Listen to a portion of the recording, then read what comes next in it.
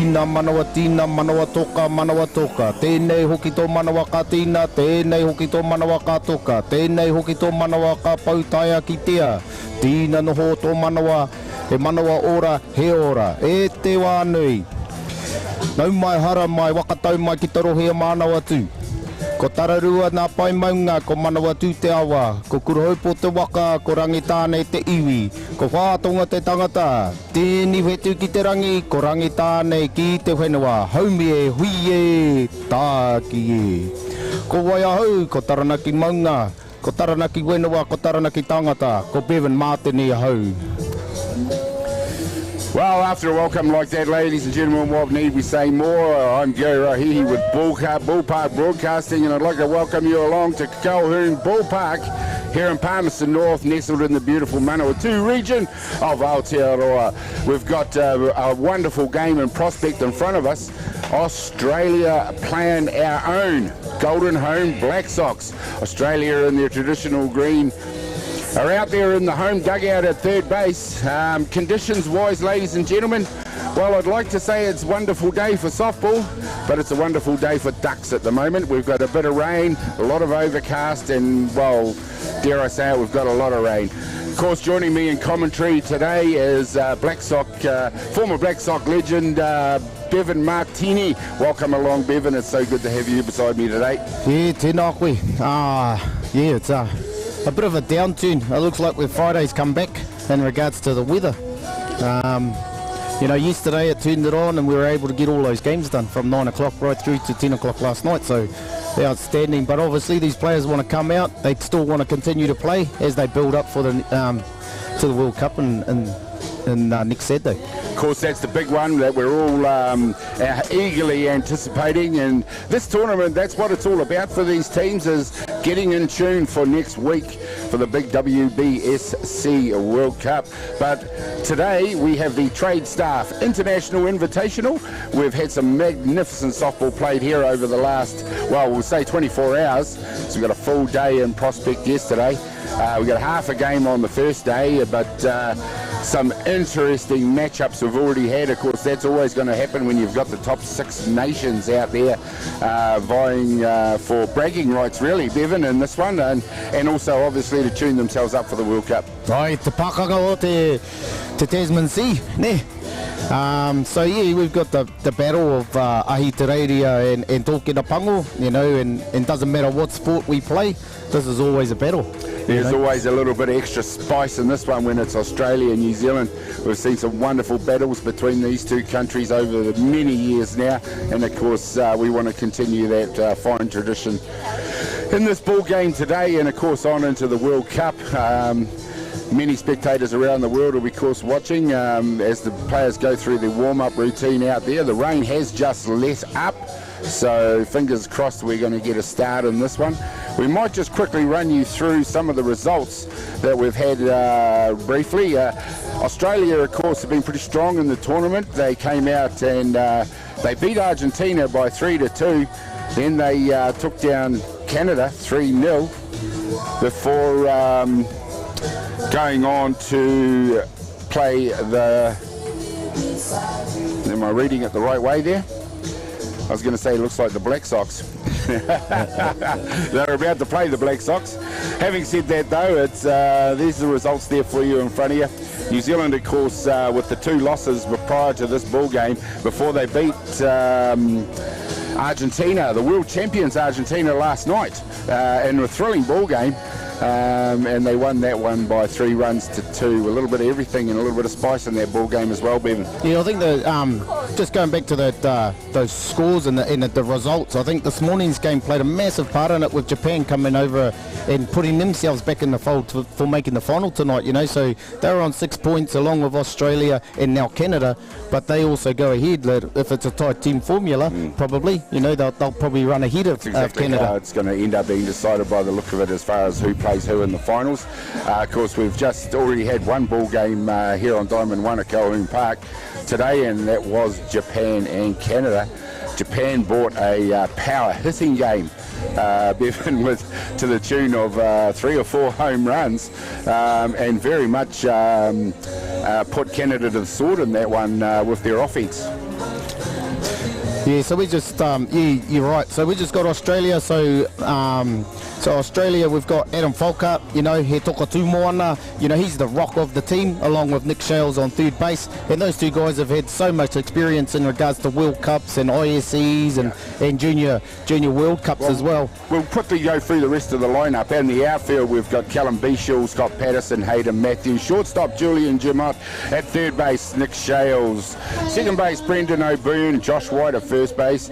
And Josh White at first base and catcher. Better have a look at that one, boys. I've got Josh McGovern at catcher. And we've got Adam Folkart, as mentioned, out on the hill. Adam Folkart, largely regarded for many years as the top pitcher in the world. I haven't seen him on Diamond 1 here yet, but it'll be interesting to see what he brings to it.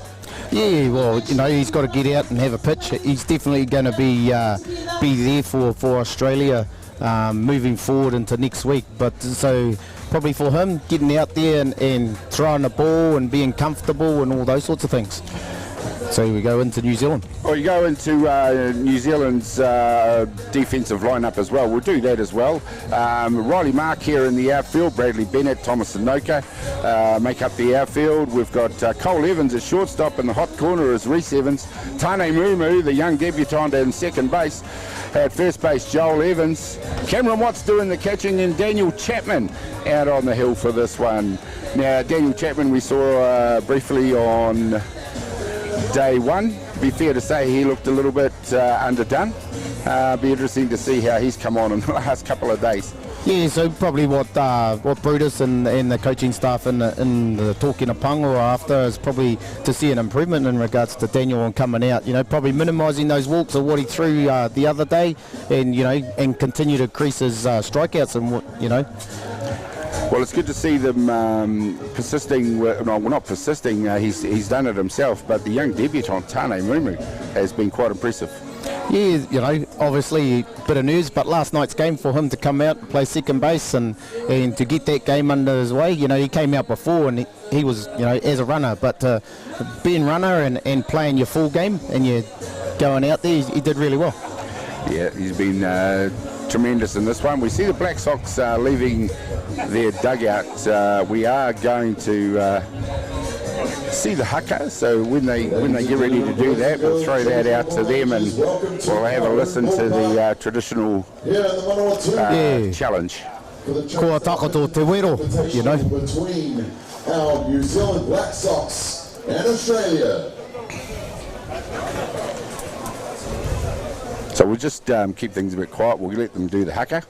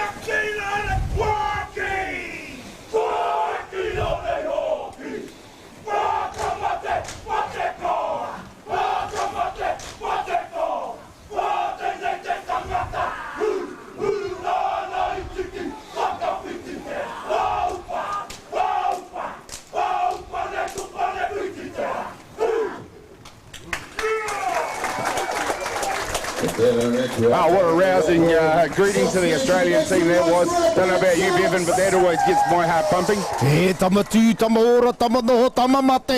This is the time that you either stand up and you continue to strive forward, or if you want to sit down, then ka kite, hoki ki te kāinga, you know. So it's time to go home. But obviously, as long as the boys continue on the efforts from last night and keep that intensity up, we're going to see an outstanding game right here. Well, that's exactly what we saw. I mean, they took on the world champions Argentina, and they needed to step up several notches from what we'd seen previously in the tournament. And I think they brought that. They brought a level of intensity that we hadn't seen previously in the tournament. So they coming in and you know, what better else you come up against Folkart, you know, come in and have some quality at bats, and that's what you want to see. You want to see the best in the world to see where you stand and what you need to do to improve coming forward. Yeah, no, Adam Fulcard, of course, has had some legendary battles with the Black Sox over the years, and you know, both in Pacific Series tournaments and, of course, in the WBSC World Series as well. Finals, he's obviously been in a winning Australian team, so he's been there and done that. They've got a good mixture of youth and experience out there in the Australian team. Of course, Nick Shales, he's one of the top players in world softball for many years out there at third base, and with Fulcard there combined with the experience of the likes of Brendan O'Byrne and that out there for a while now is makes Australia a formidable obstacle for any team that challenges them. Yeah, for sure. And they, moving forward, you know, in their coaching staff that they got too is a wealth of knowledge and wealth of experience going through, you know, so. Yeah, well, you talk about experience in the coaching staff. Of course, the Black Sox themselves are not lacking in that respect as well. Of course, the coaching staff they have there with Mark Sorensen and Daryl Marino doing the job there. Well, we're about to get underway in this one. We've got Fulcard pitching into the young well, we call him debutant, but he's had a couple of games now during the tournament. Number 22, Tane Mumu, sees the first pitch go through for a strike.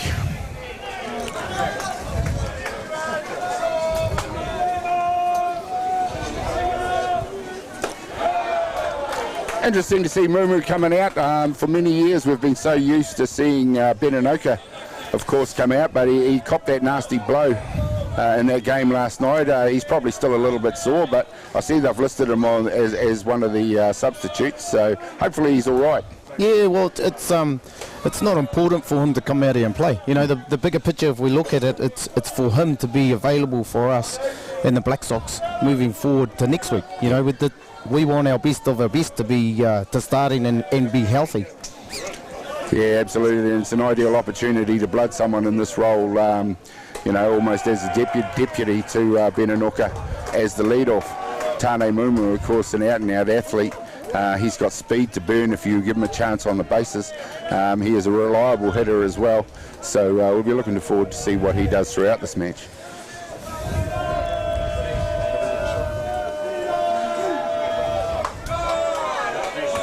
And I was talking to Brutus in the car park as they arrived today, and we're having a chat around, you know, quality at bats. And that's what they're after. They're after quality at bats when each player goes up, and making sure that they make the pitcher work. You know, getting them deep in the count, getting them to throw as many pitches as it is, because it's going to help us or help the Black Sox when they get to. And there we see Tane Mumu just tap one down to third base. He gives us a hint of that speed, but of course Nick Shales is too experienced for that. Fires it across the first base, and Tane Mumu becomes the first out at the top of the first innings. That'll bring to bat number 3, Joel Evans. You talk about going from youth to experience. Well, this is a good example of that. Yeah, well, you know, have the young fella leading up and the old man comes in behind him to help and support him, you know. Joel will watch it. Bit of a toko.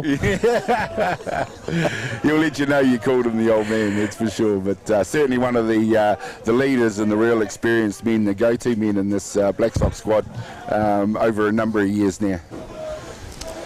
Yeah, and these two, you know, Adam, Fulcard and Joel, they've had battles over the years and you know, no more than the final. During that one where Joel virtually took it out for the Black Sox against Australia, you know, and that's time gone by, and those things still hang in there. You know, whether you're the pitcher or whether you're the hitter, you still have those memories about what happened in the past to help and support you, whether you're on the mound or having an at-bat. Well, I know that, and as supporters and fans, which a lot of us are, I know I am, those memories are worth cherishing, even for the fans of the sport. When you see them over and over again, they just remind you of why we love the sport. Well, the breeze has picked up a little bit here. It's still very overcast, but for now, at least, there's not a lot of rain around. As we see Fulcard going to work, it'll be interesting to see how he handles the conditions. Obviously, we've talked about vast experience. Well, he's got it. He'll have played softball in all sorts of conditions all over the world. Yeah, for sure. And you know, like we're talking about that quality bats, here he is, Joel taking them all the way to 3 balls, no strikes. taking a pitch there. Yep, and that's what we're after. Yeah. Well, the other thing, of course, is, you know, Joel's experience, but also what he has done. You talk about what he's done in the past, not just against other pitchers, but also against Adam Fulcard. There's got to be a bit of respect around that zone from Fulcard as well. Oh, definitely. And we see a nice comeback from Fulcard. But a full count now, 3 balls, 2 strikes on Joel Evans. And so you look at it here, he's hasn't even completed 2 batters and he's up to 10 pitches. And, you know, as time goes on, we get into those late innings, you know, he's going to be, you know, we want him to be throwing those 100-odd pitches. Yeah. But that's a great comeback by Adam Fulcard, you know, 3-0 down to come back and strike out a batter of that quality. Just goes to show you how good he is. He's going to be replaced by another good batter, the Colquhoun's Black Sox captain, number 47, Cole Evans. Be fair to say, by his high standards in this tournament, he's still tuning up, I would say. Yeah, that's right. But you know, you don't keep a batter of this quality quiet forever. And you know, sooner or later he's going to start finding the middle. And you take Adam, like he went 3-0. You know, he still had the composure to come back and battle back to win that battle. And you know, you take that's experience. You can't beat that experience that's on the mound. Yep, a younger, less experienced pitcher might have gave that up, and Adam Fulcard just shows us that even he's not immune to the conditions out there as he lets that one slip out of his hand.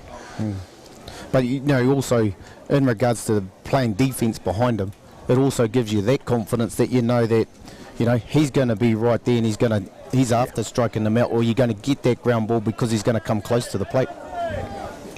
Yeah, no, they've got a good team, and there was no better example of that, Australia, than the way they came back in that game against Japan last night, prior to the Black Sox game. It looked to be for all money that they were down and out in that game, Bevan, but you never count an Aussie out. And they came back in the last couple of innings and took it off Japan. Yeah, that's the grit that they do show, and they've showed it over many years. Where they, you know, it's not over till that last out, and they used their last out to get those 2 runs to tie the game up. There we see it's an off-field hit this time by Cole. He's fired it straight down the throat of Callum Beechel out there in right field to be the 3rd out here in the top of the 1st innings. Well, it's gone by pretty fast. 1, 2, 3 out for the Black Sox. So top of the 1st innings complete. We'll see what happens in the bottom of the 1st innings when we come back in just a minute.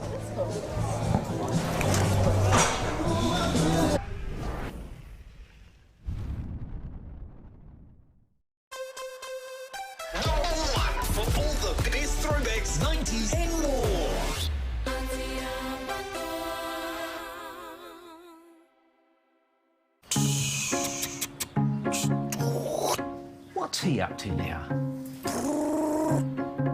Probably working on his career. Oh. Beep, beep. What are you up to, Matai? Reversing. Have you got your ticket? Yep. I start a new job driving a forklift on Monday. I thought you worked in an office. Don't limit yourself, Brian. It's never too late to make smarter choices. How's Karen? Take control of your career with Tradestaff.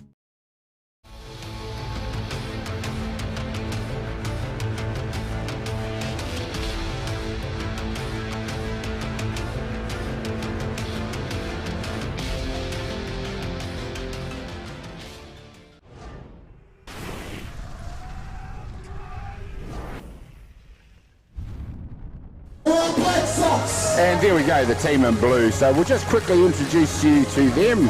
Out of 3rd base, you've got Andy McManus. At 1st base, you've got Lance Brown.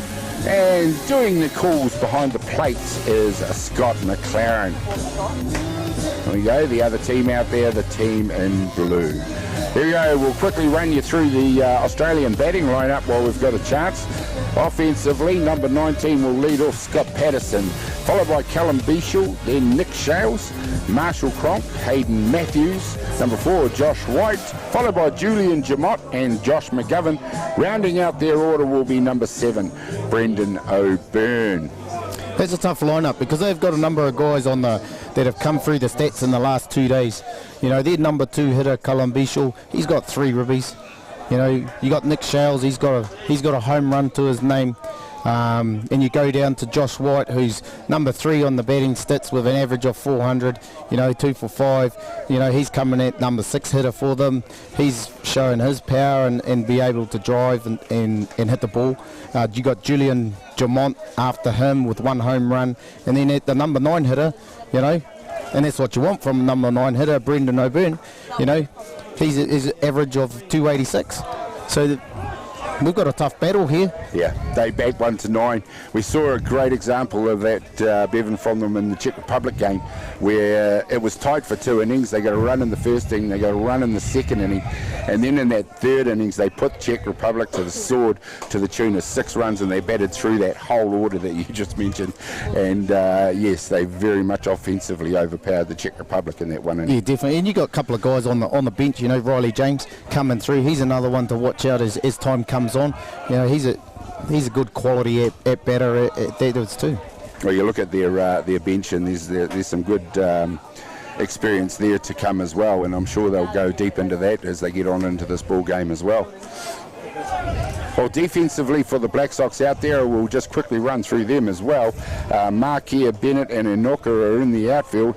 Cole Evans, Reese Evans at shortstop and third base respectively. Tane Mumu at second base. Joel Evans at first base. Cameron Watts doing the catching behind the dish. Daniel Chapman out on the hill for the Golden Homes Black Sox. Cam Watts, a debutant catcher. From a catcher yourself, has he impressed you? He's done not too bad behind the dish, you know.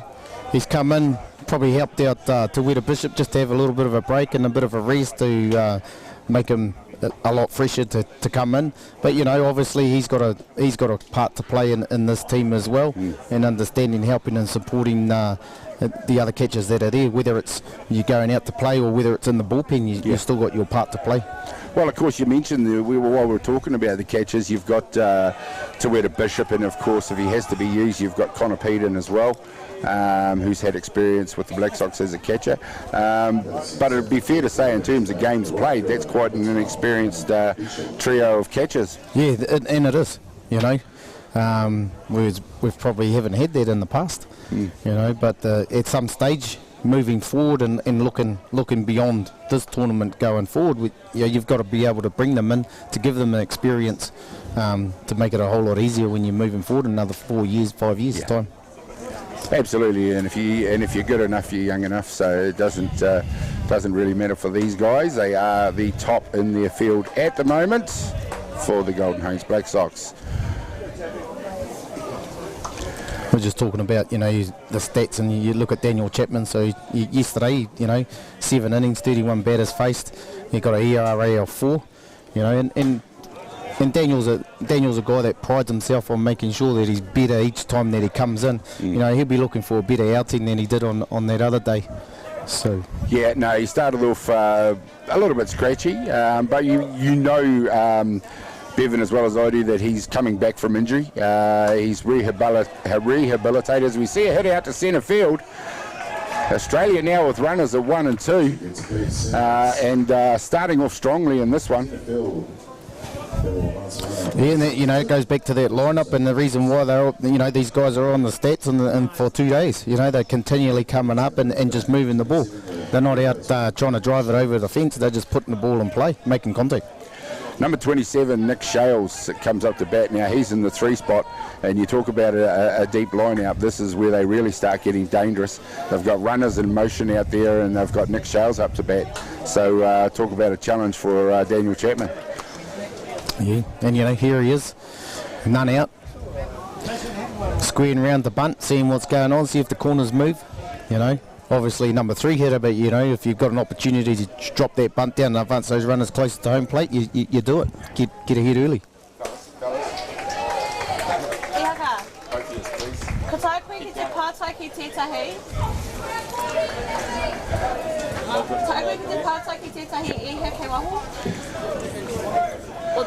Well, there we go. Nick Shales, no balls, 2 strikes. So Daniel Chapman's gone up early in this battle. Nick Shales, he skied one up. It's coming up into the infield. Everybody's trying to get under it, but it's Cole Evans that finally does.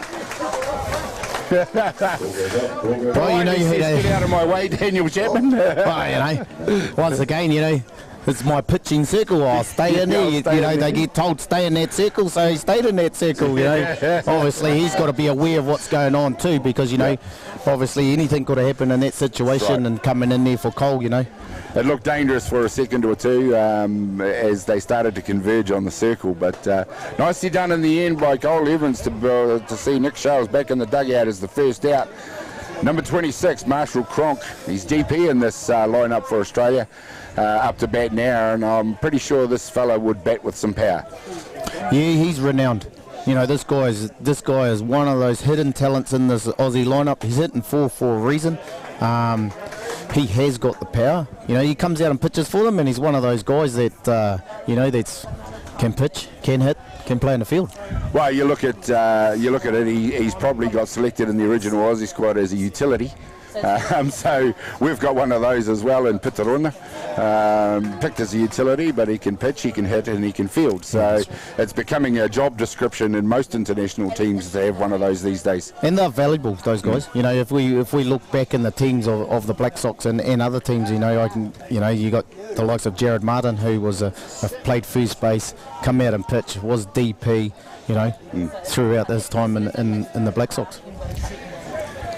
Certainly multi-talented players, and utilities are very valuable. We see Marshall Cronk's just put one through shortstop. This is going to score the first run of the ball game, and here we go. Australia, as the ball goes all the way to the back, and the batter and the runner are advanced to 2 and 3. 1-0 to Australia, and just like that, they're up and running. And all, you know, like a situation right there, what you're after is, you know, if you take Reese Evans, who's playing third base and he's in there for the cut, if the ball's not coming in that line of fire, and you can see we've just given them, an extra base, which didn't need to happen. Yeah. You know, for him and for the catcher, Cam Watts, they've got to make that cut. They've got to make that decision that there's no play at home, cut that ball, it's off line. Yeah, it's a great description, as we just saw on the replay there, that something needed to cut that ball off rather than let it go all the way to the back. And one thing you don't do at this level is give your opposition free bases. And so, you know, Aussie here, they got one down. Only one down. They've got runners on 2 and 3, and a number 14, Hayden Matthews, up to bat. He's the left fielder for Australia. I've seen him in the tournament so far. Another player, it's very dangerous with the bat. He's having a good tournament. Yeah, and the guy on deck, you know, you got Josh White coming up, and, you know, he's hitting 400. So, you know, Aotearoa not out of the woods right here. And there's a nice comeback pitch by Daniel Chapman. 1 ball, 2 strikes in this one. They're going to need an out right here, and they're going to need it right now.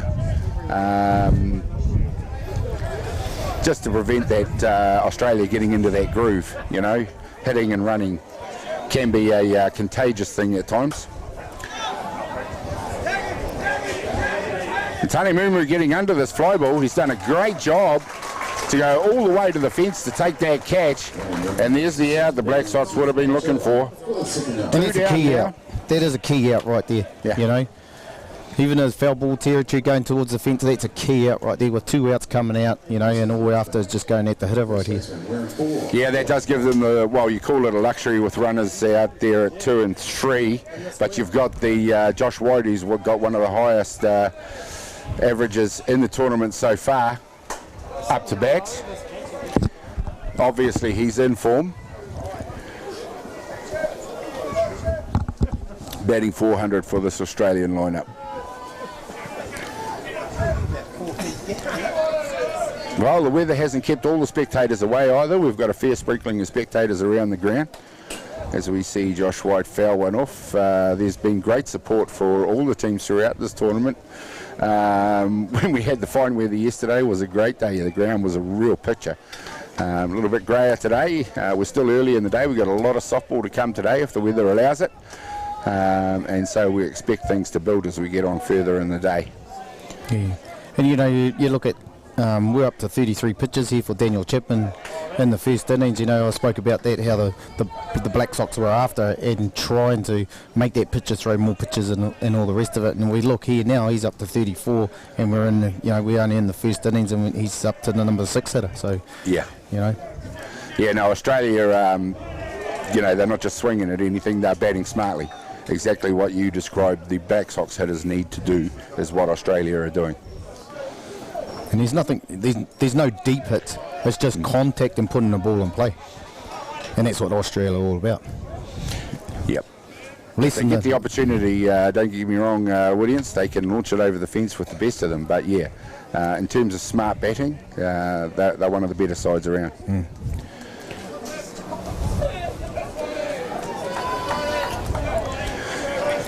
6 teams, the top 6 teams in the world here. The Black Sox are actually ranked number 6 of those top 6 teams at the moment. A lot of that ranking, of course, have to do with the extended break that they've had since they've been able to play internationals. And now we see Josh White head down to 1 on the walk.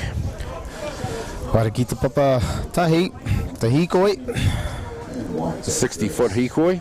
No, after Haere, take your time. To be replaced by number 38, Julian Jamot. Loaded bags now for Australia, so the danger signs are all up for the Black Sox on this one. They need an out if they're going to prevent Australia from scoring further in this innings. Of course, we haven't seen probably the best of the Black Sox hitting yet. We know how powerful their lineup can be. We see that regularly in domestically in softball. They showed glimpses of that last night in that game against Argentina. And they'll be looking at building on that and gaining consistency and continue to get runners on. You look here and it's okay for, we walked Josh White. And he's their dangerous hitter in their lineup at the moment. So walking him, loaded bases, gives us an opportunity. We got 2 outs, we can take it at any base. Yeah, of course. In the Argentinian game last night, we did see the batters do what Bevan described, and that was take Godoy into a lot of deep counts. They earned themselves several walks in that one. But there we go. It took Cam Watts a little while to find out where the ball was and then where the player was. But the dropped third strike and the tag has been made for the 3rd out. And that diffuses that situation somewhat for the Black Sox. 1 innings complete now. It's Australia who have taken early advantage. 1-0 over the Black Sox. We'll be back in just a minute with more action.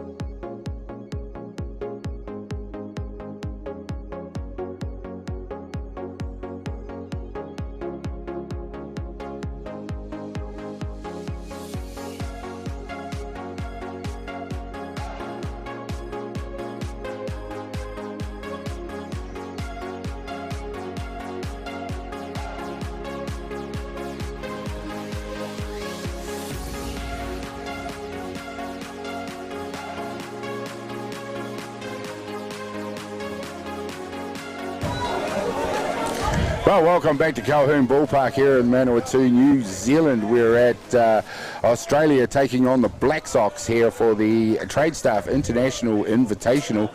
1 innings complete. It's Australia who have taken an early lead in this one by 1-0 over the Golden Homes Black Sox. Up to bat for the Black Sox here at the top of the 2nd innings is number 20, Thomas Inoka, going to battle against Adam Fulcard out on the hill. And Thomas, another quality international, been there before. You know, these two have had their battles again, just like we spoke about with Joel Evans. You know, and they both know what each other is capable of doing. Well, most of these players, both in the Australian squad and the New Zealand squad, have had full seasons over in North America, so they'll have seen each other over there quite a bit as well. We know the Black Sox boys were reasonably successful over there for their teams and their journeys through North American competitions, and it's just the amount of softball and the top quality softball that they would have been looking for.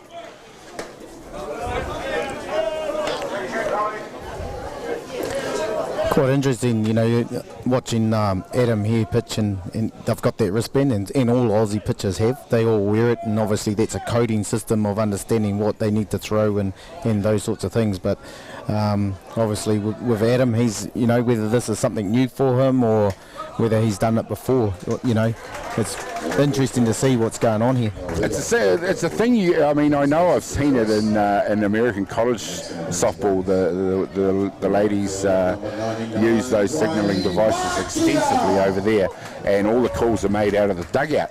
So it's interesting to see it filtering into international men's softball now as well. Yeah, and you know, coaches still call, you know, if you look at the Argentinians, they still call it, the Czechs still call it from the dugout, you know, and it's whether it's, you know, whether it's an experienced player or not experienced player, they've got their data, they trust their data that they've got to be able to then in turn put it into the diamond. Is that just one of those things, Bevan, if you've got maybe an inexperienced catcher, that it just helps him? Yeah, it just helps him, so gives him the opportunity to make the tight play there. Great base running there. Great base running.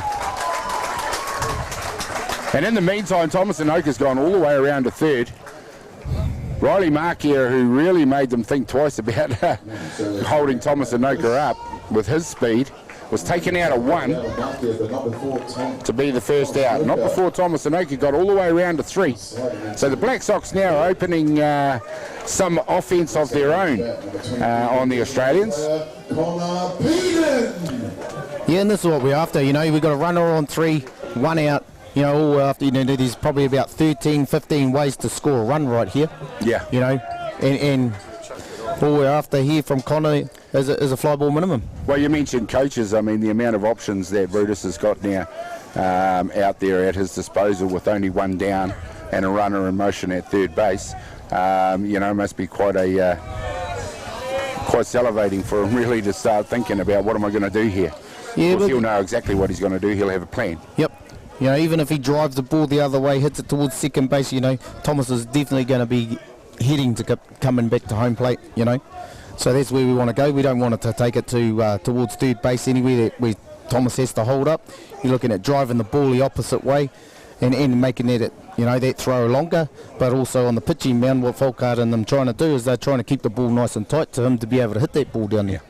Number 23, Connor Peden, up to bat. We probably haven't seen the best of him yet. I know domestically he's been very powerful in the last couple of the seasons, and his batting's probably actually gone to another level, and it's probably the reason why he's earned the call into the Black Sox.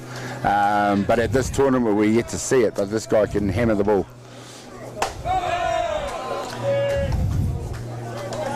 He evens the count up for him. You know, brings Folkart back into the situation. You know, Folkart was just throwing it out there to tempt it, whether the umpire was going to give him that 50-50 call or whether he was going to, you know, Connor was going to have a swing at it. But, you know, it's a great at-bat here by Connor at the moment. Yeah, you talk about running deep into counts, and that's what Connor's doing. They're obviously heating it. He's hit one hard out to shortstop. It's too hot for the shortstop to handle, and that's going to open the Black Sox account in this one. Nice job by Connor Peden. And that will score the runner-up. And that's what you're after. You know, obviously, you know, we don't really want the ball to go there, but if the pitcher's only giving you that inside pitch, you've got to make that, you've got to hit it. As long as he hits it hard, like he did there, then that gives doubt in that shortstop. Come on. Well, there you go, ladies and gentlemen. The Black Sox answer right back with a run of their own. 1-1 in this game. We're in the top of the second innings against Australia. Up to bat for them is Bradley Bennett. And just while we got a runner at one, we're going to introduce a very special guest into the booth. None other than current Black Sox player himself, Jerome Ramaki. Jerome, welcome along. Good to see you, young man. Tēnā koe, mate. Tēnā koe, Jerome. You're on now, Romy. Here we go. Cool, we got a bit of excitement going out here, so they nearly doubled us off, but so we got 2 outs. Bradley Bent just popped up to the shortstop, but Jerome, welcome, and it's great to have you up here. A few things. How's the team going in the build-up? Yeah, it's pretty good. We're slowly building towards next week, so just having some time together and having international games is definitely helping with their prep there.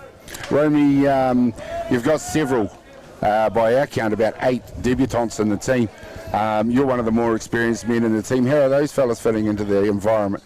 Yeah, they're loving it. They're learning every day as much as all of us. But whether it's your first time or your 5th time, it's always a privilege and pleasure to put the jersey on. I mean, is there a process for that with these guys? Because they come in and of course, you're looking to establish combinations and you're looking to get to know each other. I mean, is there really a way of bringing them into the fold, or is it just a matter of just getting in and doing the mahi? I think coming into camp, there's always a plan in place for little things like that. But we're all here for one common goal, and playing together is the main thing. So there's lots of things that do go on off the diamond that do impact on the diamond as well that help out. So Jerome, just going back to those debutants, is there stuff in place in regards to the Black Sox culture and acknowledging those boys, whether you do it behind closed doors or those sorts of things? Because obviously, you go back to when you had your first debutant in the jersey, has things changed, or is it, is there things that go on, I guess the same protocols are in place. There has been somewhat a changing of the guard, sort of from the generations itself, but those base of the values and things like that still are strong. They're the pillars of us. Cool. That's right. So, heading to Auckland, head up there tomorrow. What's the plans for the week coming into Saturday into check, without giving too much away? So I think we travel tomorrow through the Rotorua, and we're there for the night, and then we travel the following day through to Auckland. So it's a busy schedule, leading through. So we're just looking to build day by day and just get all the little things right. Going into Rotorua, bit of a cultural, bit of a te ao Māori theme going on in the... Yeah, it is. Yeah, we're understanding that we, connecting with our culture and our DNA within the Black Sox, and that has gone before. So for a few of us, it's day in, day out, but for a few of the guys, it's an experience, so it's just opening, new avenues for them as well. Now, for yourself, I know it's been tough for everyone in the last couple of years. We try and avoid to say the pandemic word or the COVID word, but you must be fizzing to be back in the Black Sox yourself. Oh, most definitely. Just being back in the team, playing, international softball at the top level. So, it's a good chance to this week to match up of where we're currently at the moment and how we can build for next week, because that's the main goal.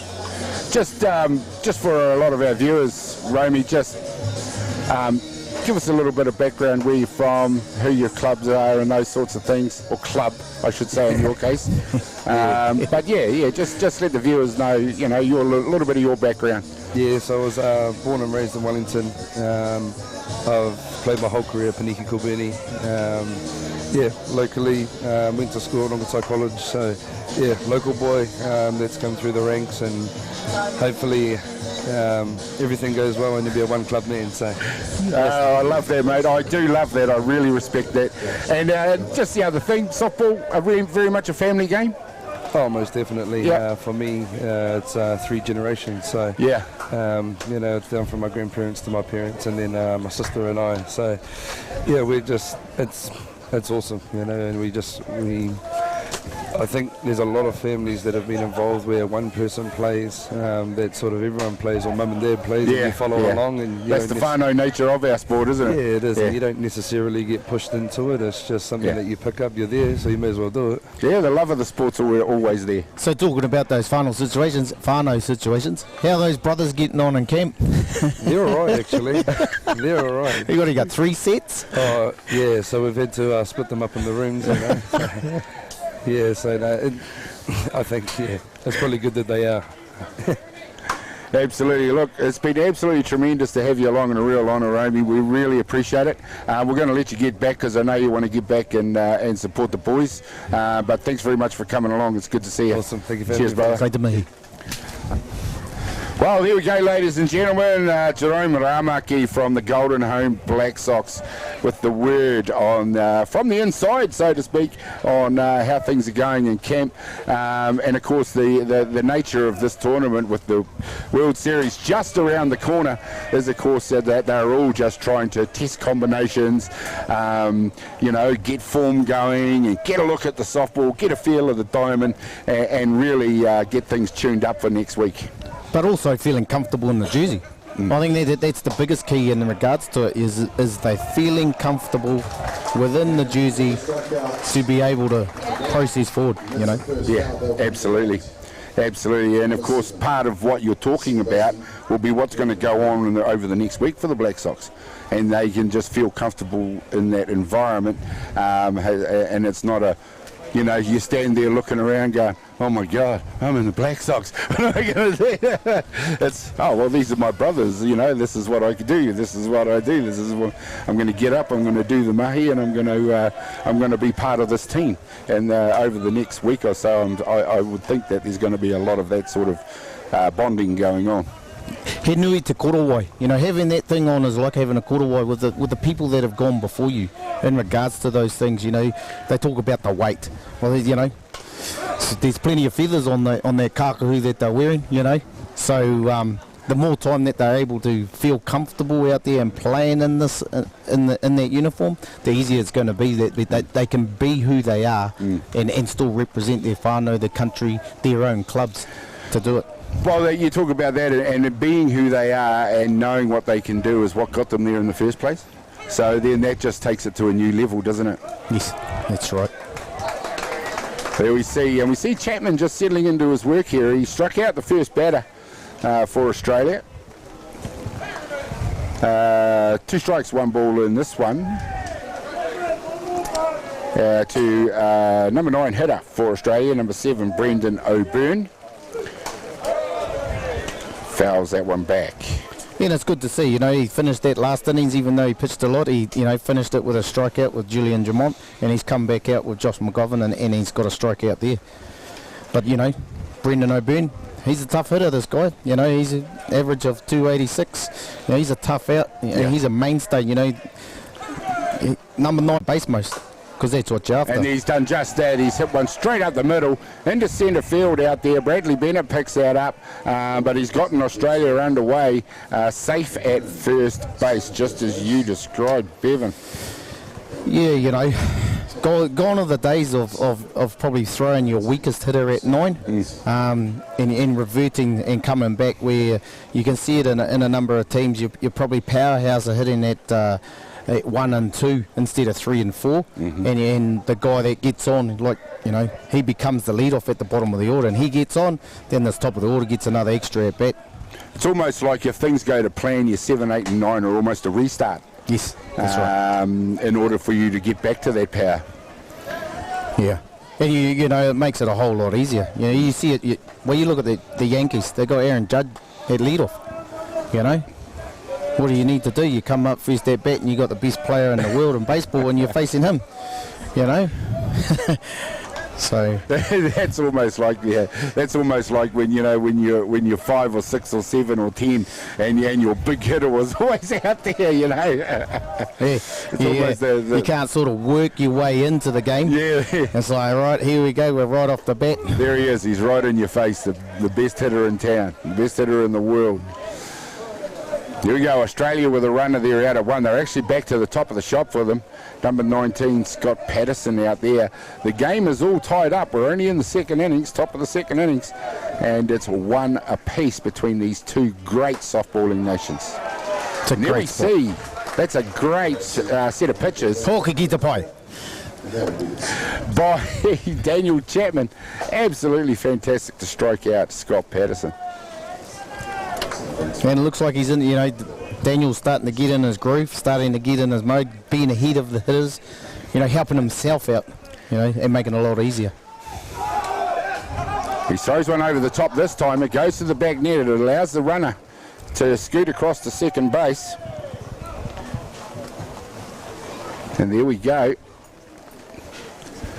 He is starting to look a little bit more comfortable out there. Certainly was with his first outing on Friday night now it was. Yes. Yeah.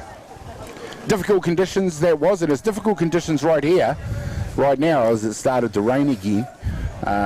Just coming down lightly. It won't affect these guys too much. But the rain has been with us for most of the day, off and on, with small breaks in between. So we've just enjoyed one of those and it's back to haunt us again. Yeah, I don't think it's going to go away today. I think it's just the battle of the weather, and we're just going to have to make the most of it today here at Colquhoun Ballpark. Even at this level, conditions play their part. Bevan, these guys, you know, about who handles it the best as well? Yeah, well, you know, it's like you put the ball in play, they've got to field it, and it's wet, it's dirty. Yeah. You know, it's got that bit extra grit on it. You know, it's like the pitches, they haven't got that solid platform when landing. You know, it changes the whole aspect of the game. You know, you to be honest with you, you know, softballers don't really train in the rain. No. You know, we don't. We're a summer sport for a reason. That's right. And so you get out there and you make sure that, you know, the bat's not slippery, it hasn't got the rain on it. You know, you got a nice tight grip on it, and the same with the ball. There are certain countries around Australia, being one of them, where they can play softball year round. New Zealand, where we have seasons, is one of the few countries that don't enjoy that opportunity. Canada probably being another one. But we very much have a line between summer codes and winter codes, which of course is a reason why a lot of our players scoot off overseas after their summer code is finished and chase the sun, so to speak, and enjoy another summer in North America.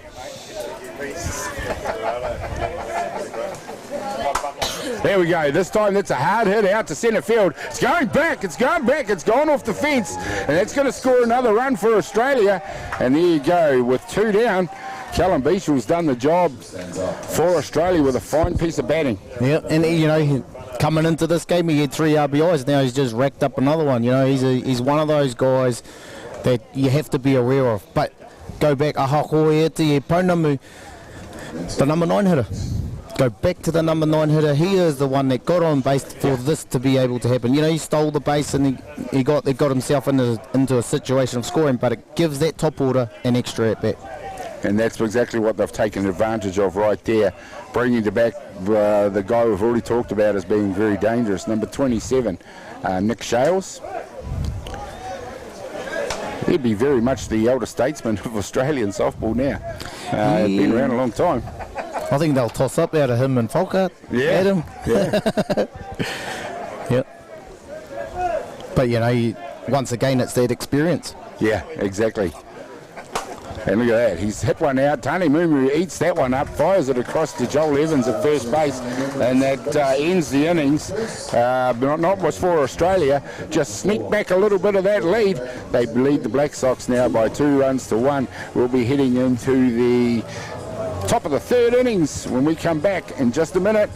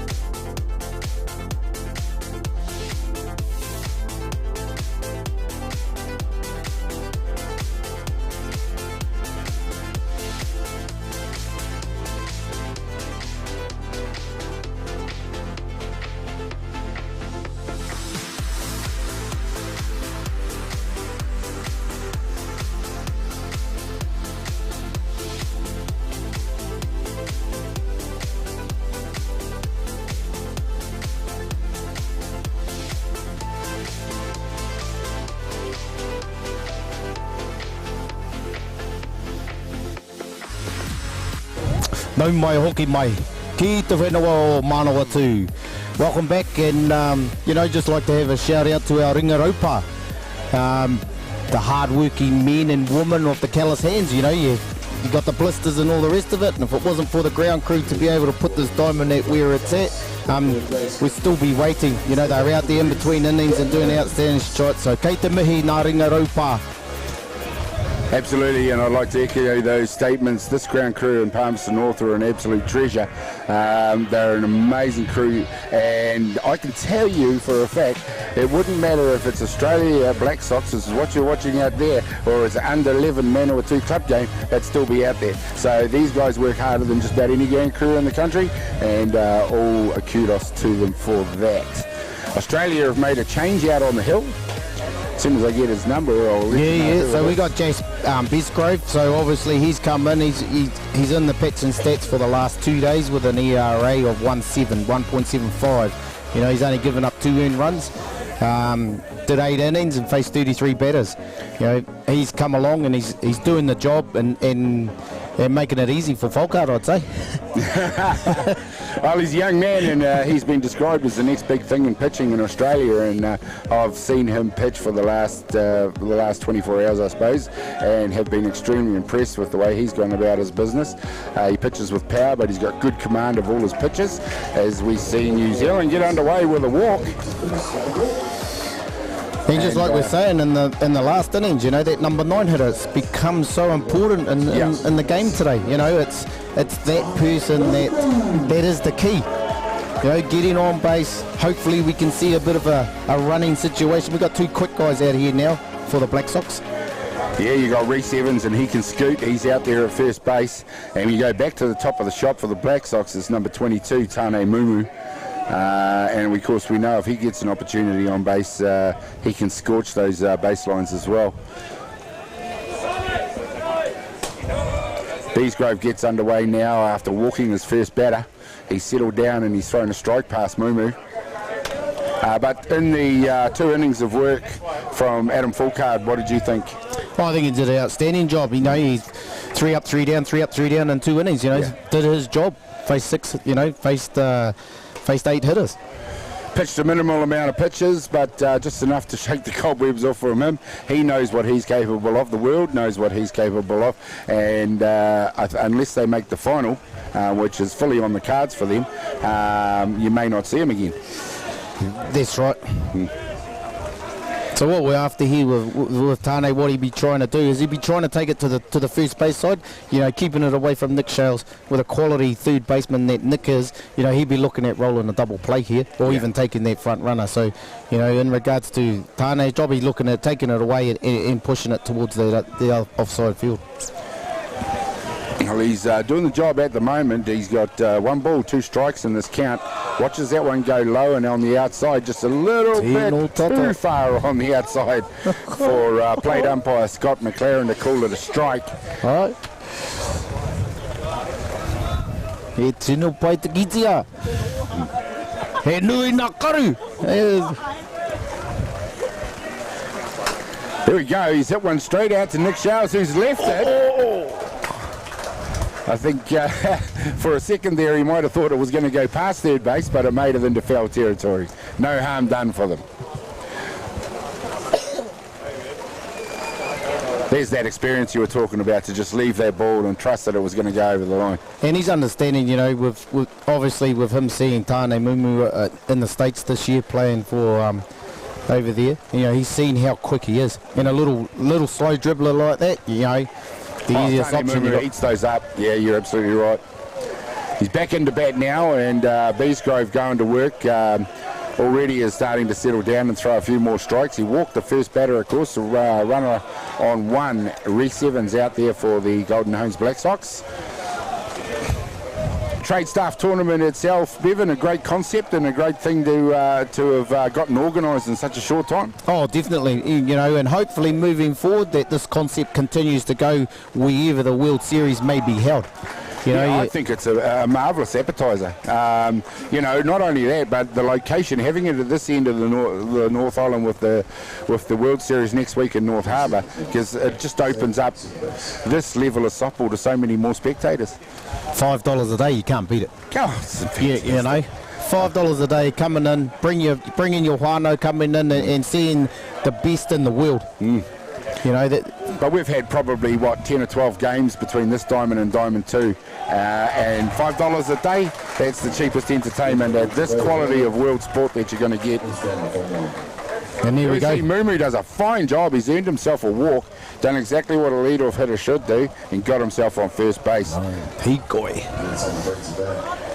First baseman number 3, Joel. And that opens it up now to the New Zealand order to really, and Mark Sorensen to really make some decisions out there and help move these runners. Definitely. You know, we got none out. You know, Joel's more than capable of advancing the runners to give the Colquhoun Evans an opportunity there. There we go. That's what we see. Puts it down and play. Nice play by Beesgrove. Outstanding play. Nice play by Beesgrove. The minimum they wanted out of that was an out, and that's what they got. The Black Sox, of course, do exactly what they wanted to do, and that's move those two runners. So Joel Evans, job done.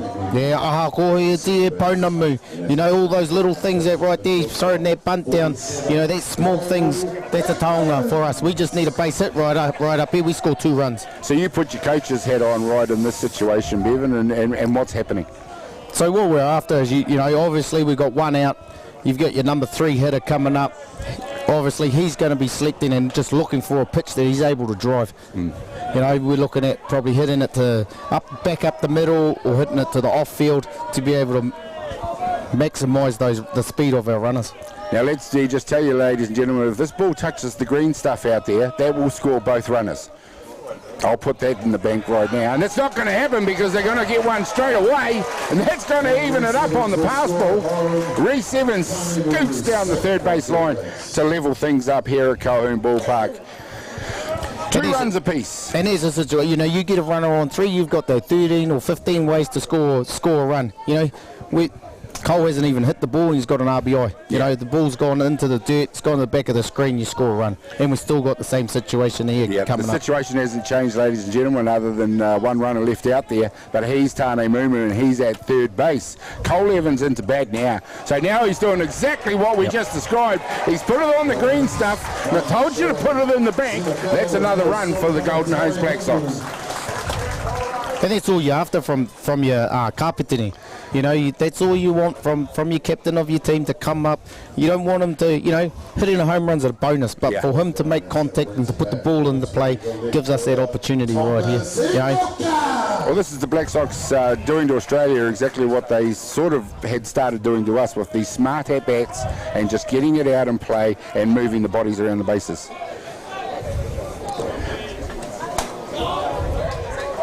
That brings to bat number 20, Thomas Inoka for the Black Sox. He'll be followed by, in the on-deck circle, by Riley Mark here.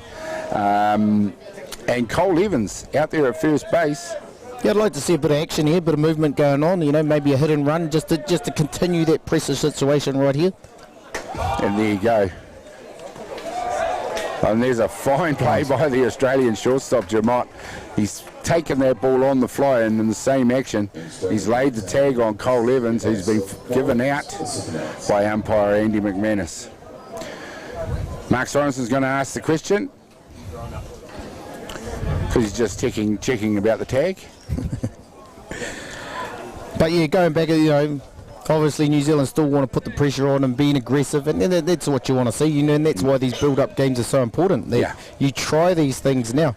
If they work, and it's like then you got something in the back of your bank. Yeah. Little increases, the little steps that it takes. Thomas Inoka now to have a good look at this because he is at 3-0, I think. 3 balls, no strikes. And there you go. He's done a good job as well. He's earned himself a walk. That is the 3rd walk of the innings. And he is safe at first. Cole Evans. 99, Riley Makia.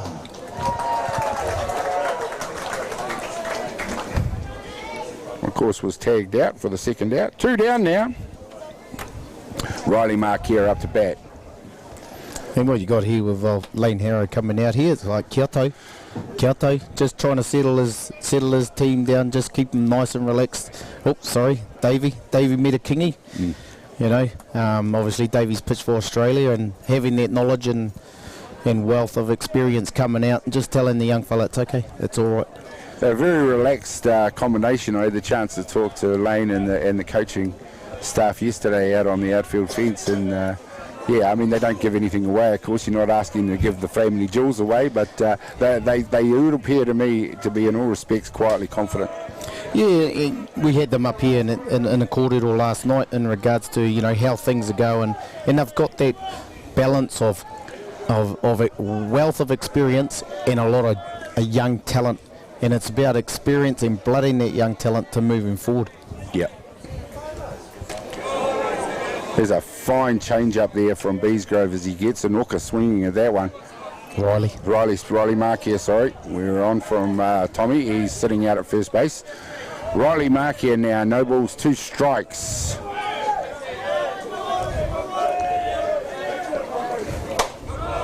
Riley back in the Black Sox environment, looking pretty good out there. He's sort of seems to be one of the guys that's building into this tournament.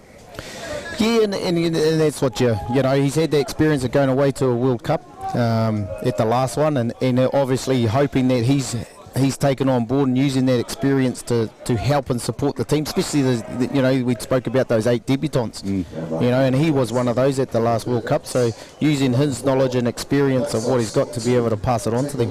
Absolutely, but he's not to do it in this game as he just struck out. But in that innings, the Golden Homes Black Sox scored 2 runs to go ahead of Australia now in the 3rd innings by 3 runs to 2.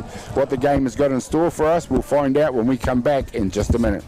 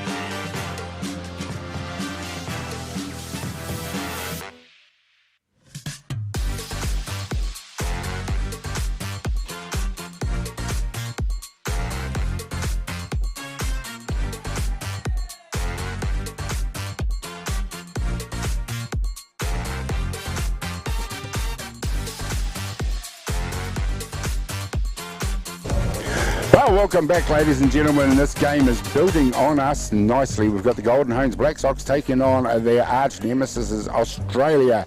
In this one, of course, we all love a good New Zealand-Australia battle. Well, we've got one on our hands right here. The lead's already changed to hands a couple of times. We're in the bottom of the 3rd innings, and it is the Golden Homes Black Sox that are leading Australia by 3 runs to 2. As we see a hit that's bad, an awkward bounce out there. Marshall Cronk has once again from Australia got himself on base, and that's a great lead-off. Cole Evans unable to handle that hopper.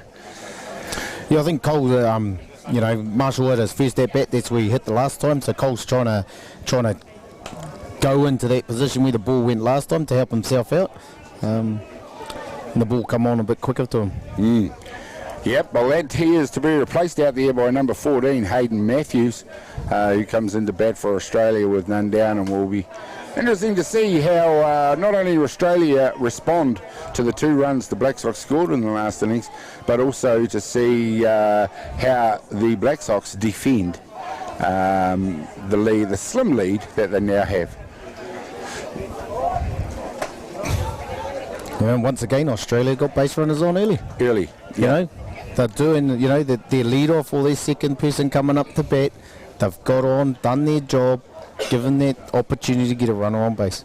Well, it's a recipe for success in any game of softball, that if you've got bodies on bases, it gives you opportunity to move them until they're in the scoring positions, especially if you enjoy at the moment, like Australia do, no outs. And what Australia will be trying to do is they'll be trying to move Marshall across the second, with Josh White on deck coming up, that hot hitter, he's to be able to get that run back. Well, there we go. Here's a hard swing at that one. And a great change of pace too. Yeah. Do you think at some stage during the match, I know he's actually building into the match quite well, but as a coach, would you think that a change sometime on the hill for the Black Sox would come into play? Probably, to be honest, he probably just needs more work out there. That's what I was thinking, yeah. Yep. So the more work he gets out there, the better off it is for him. And then that's the confidence for him to build. Moving forward, helping him after having that major operation on his back. More time out there for Daniel, the better off is for Daniel to gain that confidence, to feel that rhythm, to be able to have that support.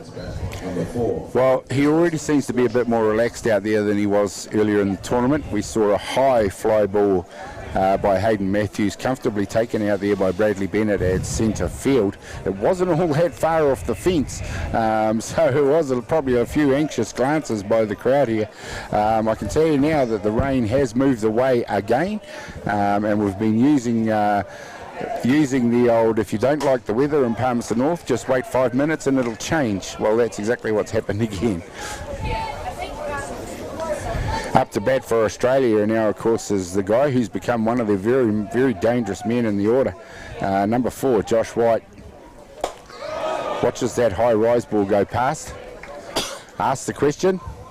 Umpire out at first base says, and did not swing.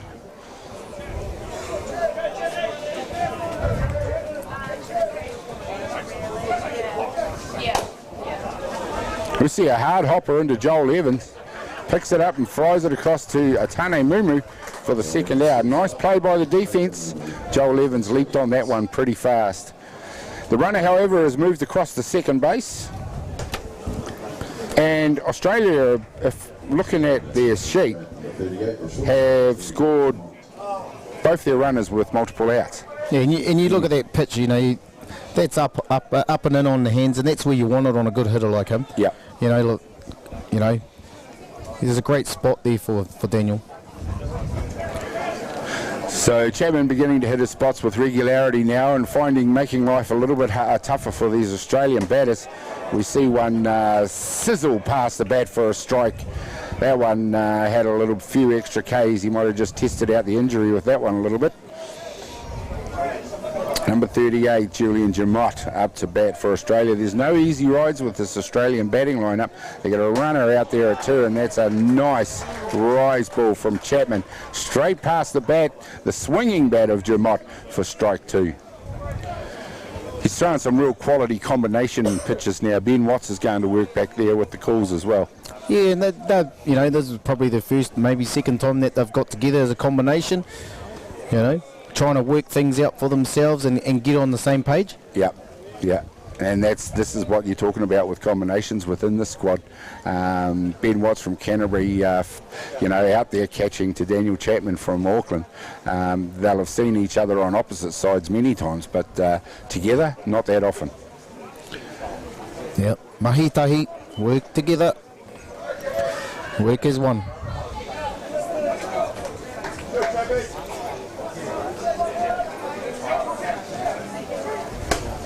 And there's a fine series sequence of pitches from Daniel Chapman. He really did command that at bat, and that was a fantastic thing to see as he strikes out Julian Jamot for the third out. We've got 3 complete innings now, and for the first time the Black Sox have blanked Australia in an innings. So we'll head to the 4th innings with the Black Sox leading by 3 runs to 2. We'll be back in just a minute with more action than this one.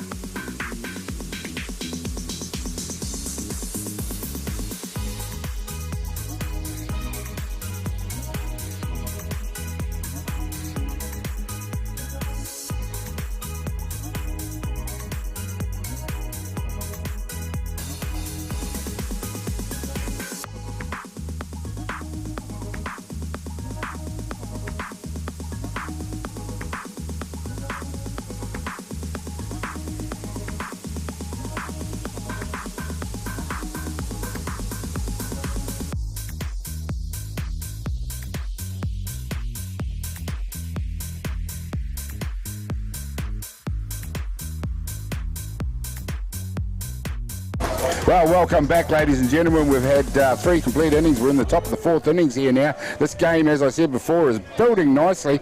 The leads exchanged a couple of times. We've now got the Golden Homes Black Sox ahead by 3 runs to 2 over their arch nemesis, Australia. Up to bat for the Black Sox is Connor Peden, coming in at number 6 in their order. Now, with 4 innings of work, we've got another very, very good guest to introduce you to. It's the under-23 coach of the under-23 Black Sox, Stevie Deans, and also one of the prime supporters of this tournament with his sponsorship from Steve's Tyre Service. Stevie Deans, welcome along. It's good to see you. Thanks, guys. Thanks for the introduction. Stevie, so in regards to your campaign, obviously there's been a bit of disappointment in regards to not heading away earlier this year. Yep. In the last couple of months.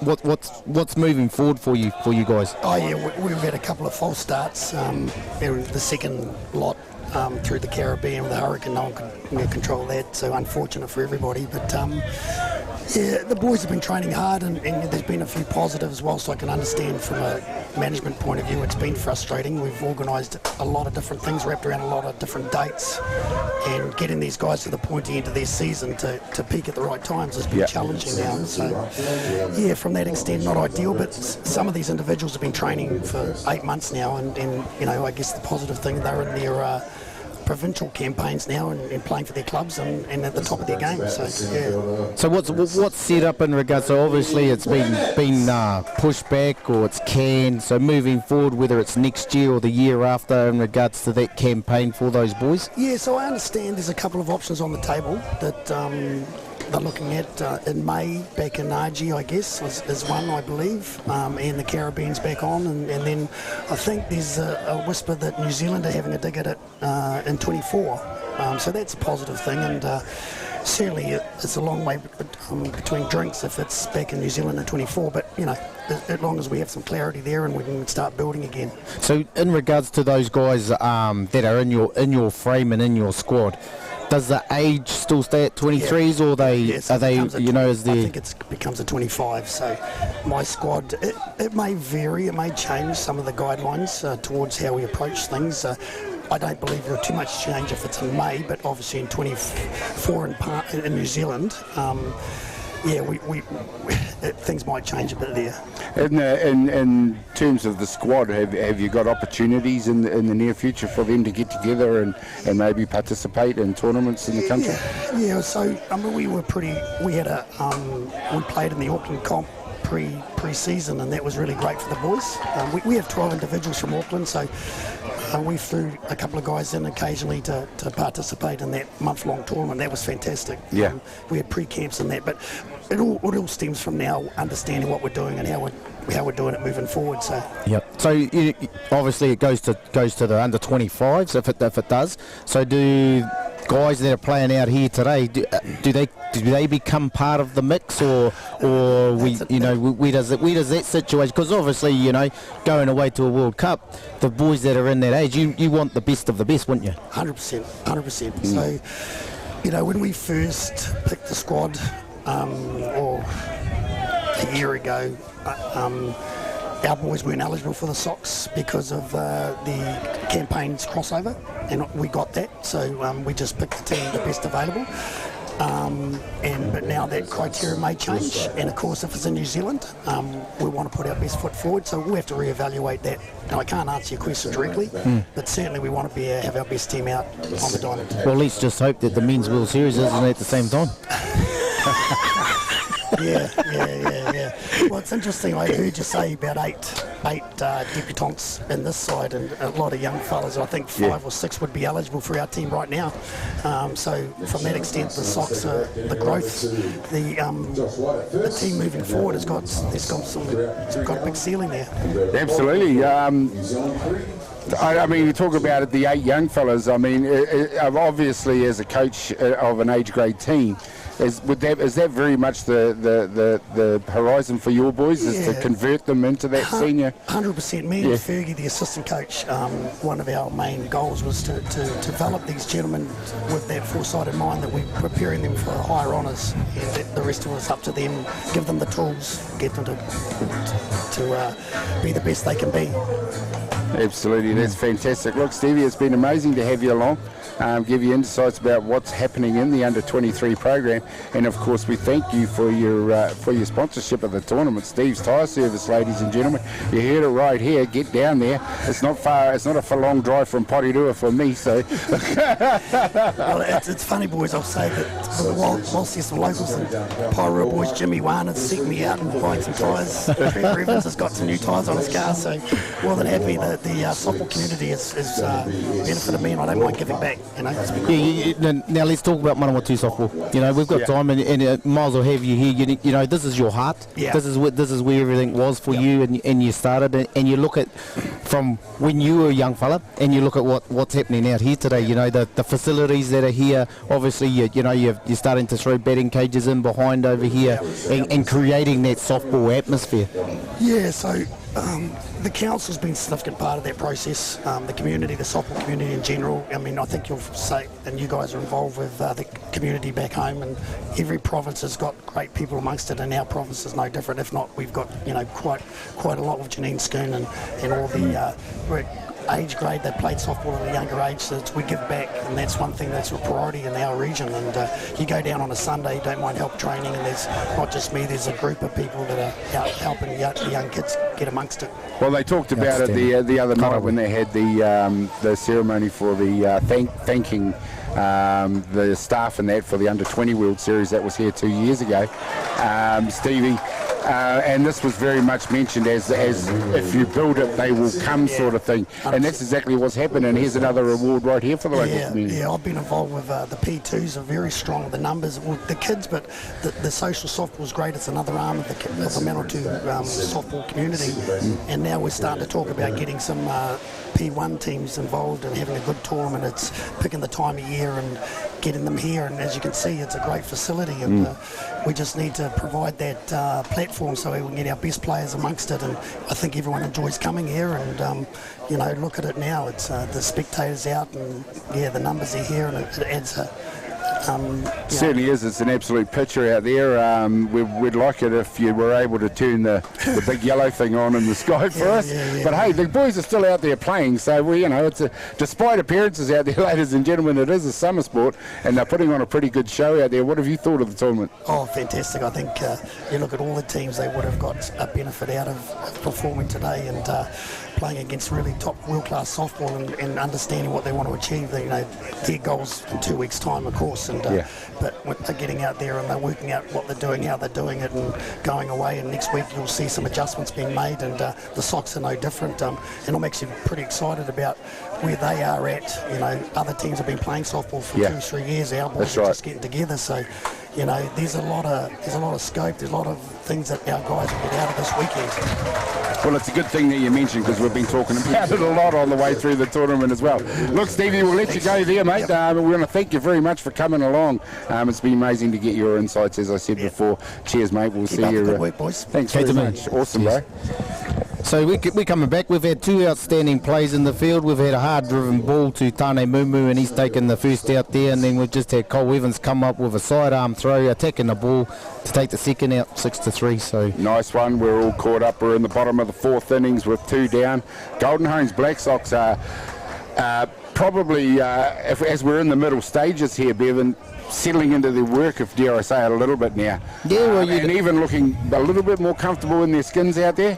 Yeah, definitely. Yeah. And you know, we spoke about Daniel earlier on, and making sure he, you know, improving his time out there compared to, you know, what he had yesterday. And you know, if we look at it, you know, he's decreasing his pitches to hitters. Yeah. You know, he's making it easy. You know, I think in the last innings he only threw about 10 pitches, and that's what you're after for your pitcher. You don't want him to be throwing any more than, you know, 10 pitches, and you're looking at maybe 3 to 4 pitches a hitter. Yeah.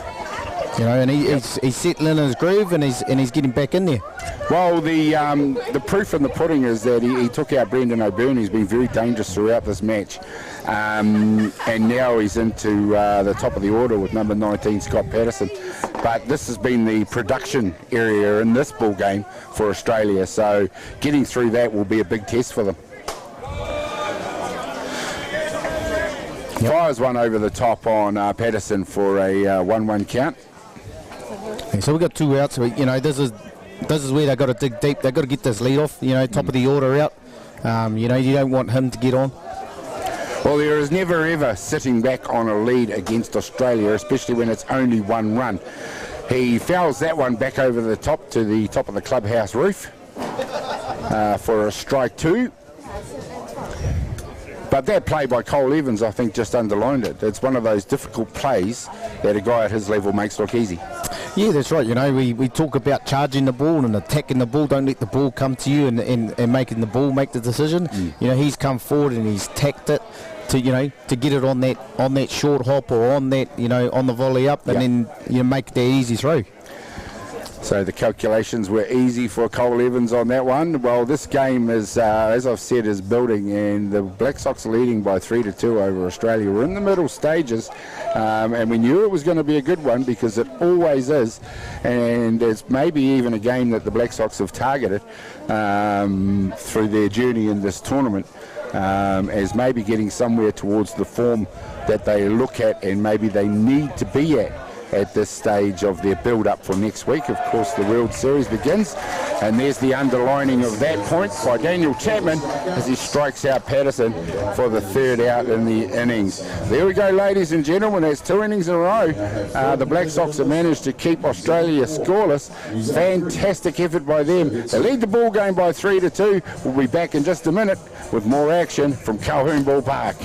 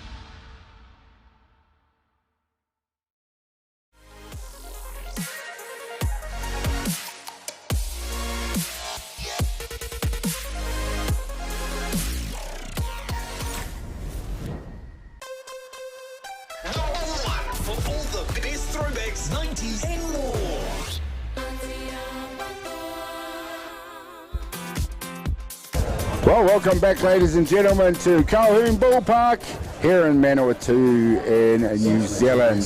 Well, we've got a changeable day with the grey clouds over the ballpark, but I'll tell you what hasn't changed, and that's the quality of the play out there on the number 1 diamond with the Colquhoun's Black Sox and Australia going at each other in a high-quality match that sees the Colquhoun's Black Sox with a very slim lead, 3-2 over Australia. Now, Bevan, the dynamic for the coaches, now that we're getting into the later innings in the ball game, where's that thinking going to start heading for those guys? Well, if you look at Waihi Taredi, you had a guy behind the dish in Lane Harrow, and you turn around and you look at Aotearoa and you had another guy behind the dish. So you got 2 catchers going at it right here with a wealth of experience and also 1 gold medals at World Cup. So, they're in a battle amongst themselves. Those 2 are playing their own battle and using these guys out here as pawns or as a chessboard. As a chessboard, exactly. It's a great analogy. Things are tense. You can see it, even in the way Mark Sorensen is holding himself out there, calling the shots, pulling the strings, using his brain, him and Daryl Marino, using their signals. Back to the top of the order for the Black Sox, Tane Mumu, and this young man's had a fine game so far. Yeah, definitely. He's first at bat, leading off in an international series, and put bat to ball, and then his next one he come up and got a walk. So he's had some 2 quality at bats, and that's what the Black Sox are after for him to come up this time. Well, he walked out there in his first at bat, Bevan, and he looked at Adam Fulkart. Now, you tell me how old Tane Mumu would have been when Adam Fulkart started pitching for Australia. Would he have been past single digits? Would he have been born? Yeah, exactly. That's when you look at it, those sorts of things, but you're coming up and you make yourself as a teenager to come into a Black Sox environment, and next minute you're walking in and you know, obviously you've been named and then you find out who's pitching for Australia, then it's like, oh, okay, let's go. Well, and you find out very early from these young men, you know, who's up to the challenge, you know, and early indications are from these young men that, yes, he's up to the challenge. He's showing great composure, you know, even at the at the batter's box, you know, he's doing what he needs to do as a leadoff. He's taking, you know, these pitches deep into account, fouling off what he needs to foul off, you know, and he's having a battle in there, and that's what it's about, and that's what you want. Well, with it count at 2 balls and 1 strike, he's already showing the pitcher a lot of tenacity and ability to stick in the box as he fends that one off. I'm not sure whether that took all bat or maybe took some of him, but I think that was purely survival instinct mode, that pitch. Yeah, I think so too. But, you know, once again, hangs in there, hangs tough, you know. And it's probably a bit of a, you know, hey, young fella. yeah. You know? That's my zone. That's my area. Just back off a bit. Trying to just put him down in a place, but you know, Tane's got a bit of grit in him with him. You know.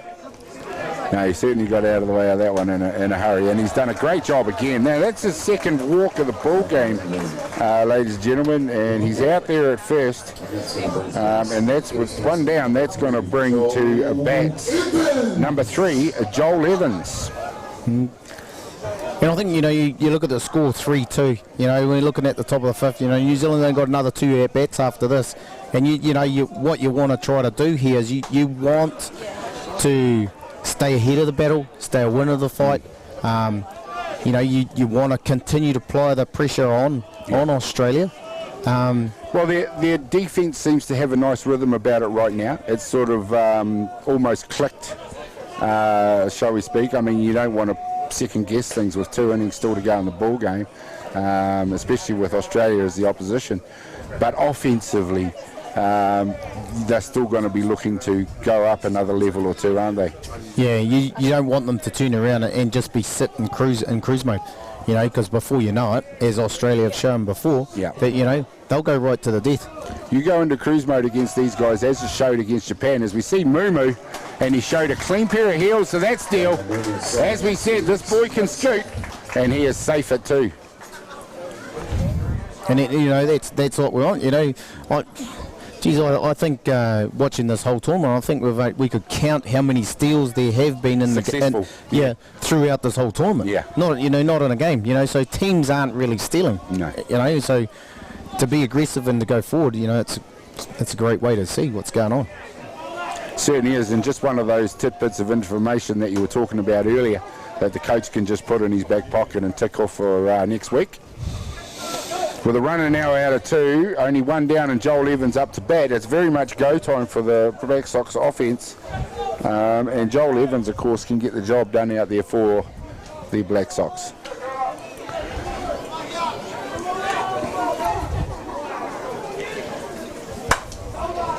Lines one down the third base line for a foul. Turns on that one pretty quick.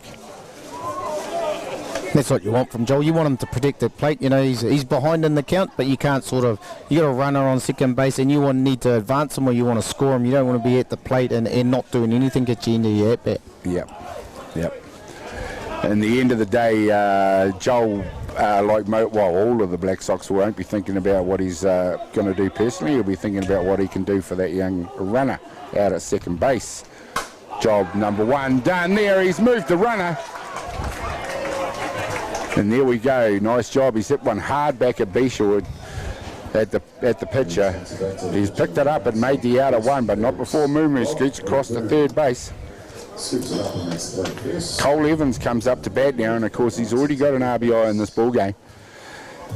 And we get to that situation again, then you've got to run on 3. You know? Yep. Gives an opportunity to score a run without swinging a bat. And that's been the pleasing thing in all but the first inning. The Black Sox have given themselves opportunities to score.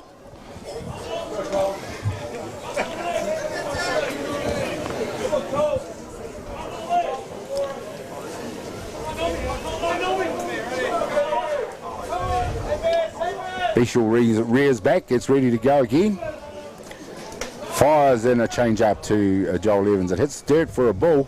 You can see what's on this. They jumped on that pretty quickly, just in case it cost them a run. Tane Mumu stays back at 3.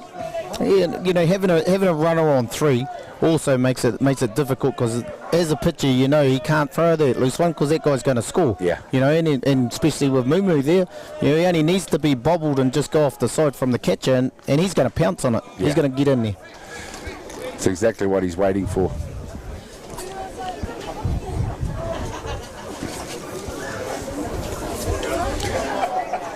Well, we've seen how Aussie have responded in pressure situations like this previously in the ball game, and they answered the call nicely in the Japanese game, where they came from what looked like being a losing situation and turned it into a W.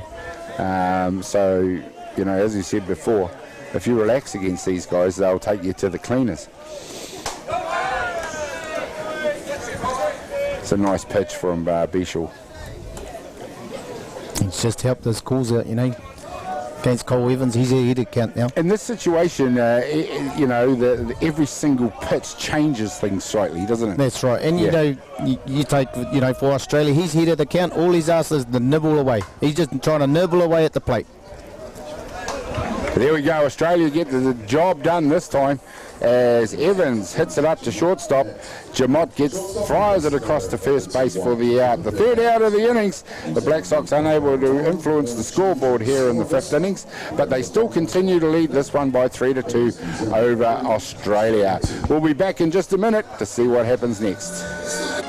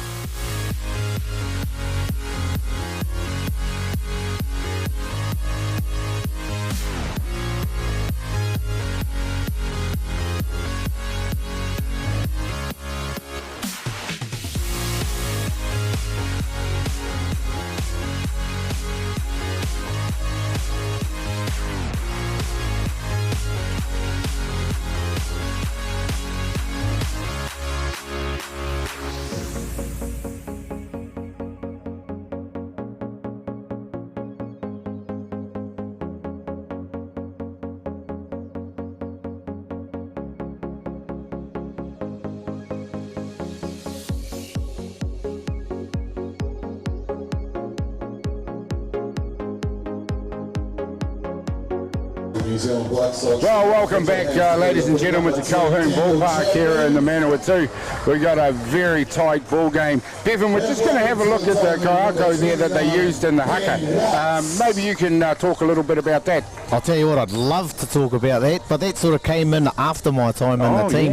Yeah. It was I know it was carved and gifted to them. Yeah. And it's a thing that's I think Brad was the first one to hold that rako in regards to moving forward. But that's a taonga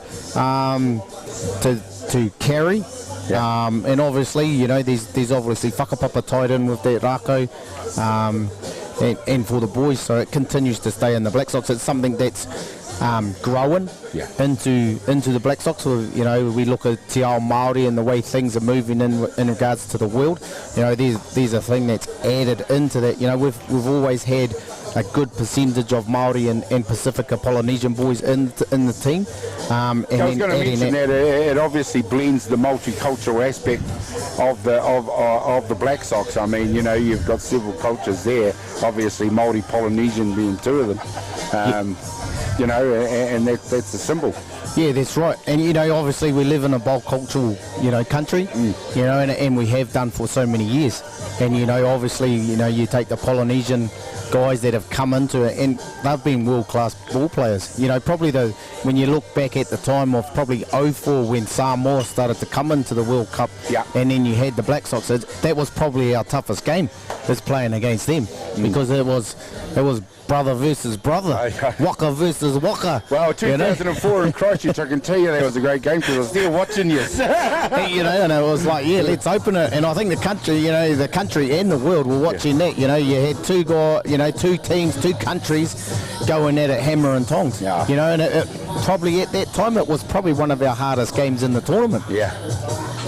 Yeah, and what a marvellous thing it was to see the blue uniform out there of Manu Samoa go into battle on the world stage, which they did again in 2013 at North Harbour. And again, we saw them out there doing battle on the world stage. Fantastic. One day we might see it again. I'd very much look forward to it. Look, in the ball game we're watching at the moment, Black Sox against Australia, and the Black Sox are indeed here in the fifth innings making a change on the hill. Number 29, Ben Watts, who pitched very impressively last night, comes in and replaces the impressive Daniel Chapman, who in 4 innings of work really did the job for the Black Sox against this Australian team.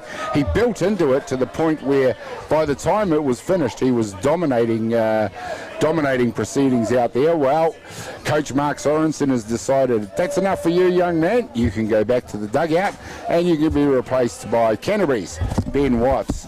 Now, we saw Ben Watts in 3 innings of work last night against the Argentinians, and he was very impressive, Bevan. Oh, you had a great outing, you know, and for him to have the debut and coming in, you know, nerves are settled down. We know that he comes in and throws strikes, and you know, and he's not out there to strike every hitter out, but he's out there to do a job and stay ahead of the hitters, give us pop-ups like he just did there and ground balls. Well, you know, he's a spot pitcher. He commands good movement. He doesn't overpower guys with express pace, but what he does is he nibbles away at the corners, and he does that very well. And you know, here you go. Here's a first for these guys. This one's gone all the way to the fence. It's gone even further than I thought it was going to go. Over the right field fence. And Mr. Danger Man, we already pointed it out, Nick Shales hammers one over the right field fence for Australia to even it up here at 3 apiece. The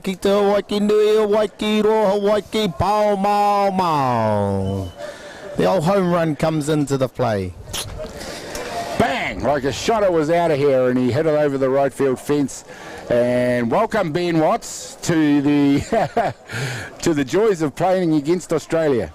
Yeah, and I was, you know, just before that, I was just going to talk. You know, here you got brothers in arms. Yeah, absolutely. Absolutely, there you go. I mean, Nick Shales been around a long, long time. He's also had a few seasons here in New Zealand playing.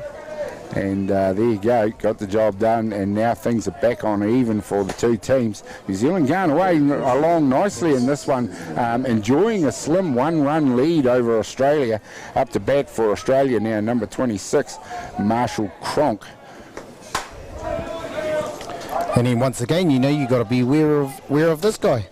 This guy could do exactly, he could go back to back right here, you know, and that's the danger that Australia have. Yeah, yeah. I think you'll find he'd almost go 3 for 3. You're hitting the first innings as well. There we go. 2 balls, 1 strike on him in this one. Ben Watts rears back. He's got to settle down again. He's got to settle down pretty quickly, because there's going to be no easy rides out there for him. Well, we know he can do it. He was very impressive against Argentina last night in that win the Black Sox had over Argentina. Got through 3 innings of work before he got replaced by Josh Pettit. Josh Pettit also enjoyed a couple of good innings before that game got timed out last night. So it's good to see probably the 3 main pitchers for New Zealand starting to enjoy a little bit of form. Yeah, that's right. It'd be interesting to see the thought process, the whakaaro behind Brutus making that pitching change. You know, as we noticed that, you know, Daniel Chapman was getting in his groove and he was reducing the pitches to the hitters, you know, and he was getting 3 up, 3 down. It'll be interesting to see the whakaaro or the thoughts behind why they made that change in regards to bringing in Ben. You know, taking nothing away from Ben, but giving Daniel Chapman, you know, more game on the mound. So it'll be interesting. We talked about it earlier in the ball game, Bevan, about possibly whether or not there would be a change as we see one from Cronk right on the end of the barrel. Mumu picks it up and flips it to Joel Evans for the out. 2 down now on this one, with the innings being commanded by that towering home run from Nick Shales. Hayden Matthews will come up to bat for Australia now, but we talked about the benefits of Daniel Chapman needing work and the benefits of maybe rotating somebody into the position as we see a high fly ball. Mumu doing a lot in this innings, backs up and takes the 3rd out. The nice response from Ben Watson this one. He's got hit for a home run by Nick Shales. 3 runs apiece, and this game just starts giving at every corner. We'll find out what's going to happen in the 6th innings when we come back in just a minute.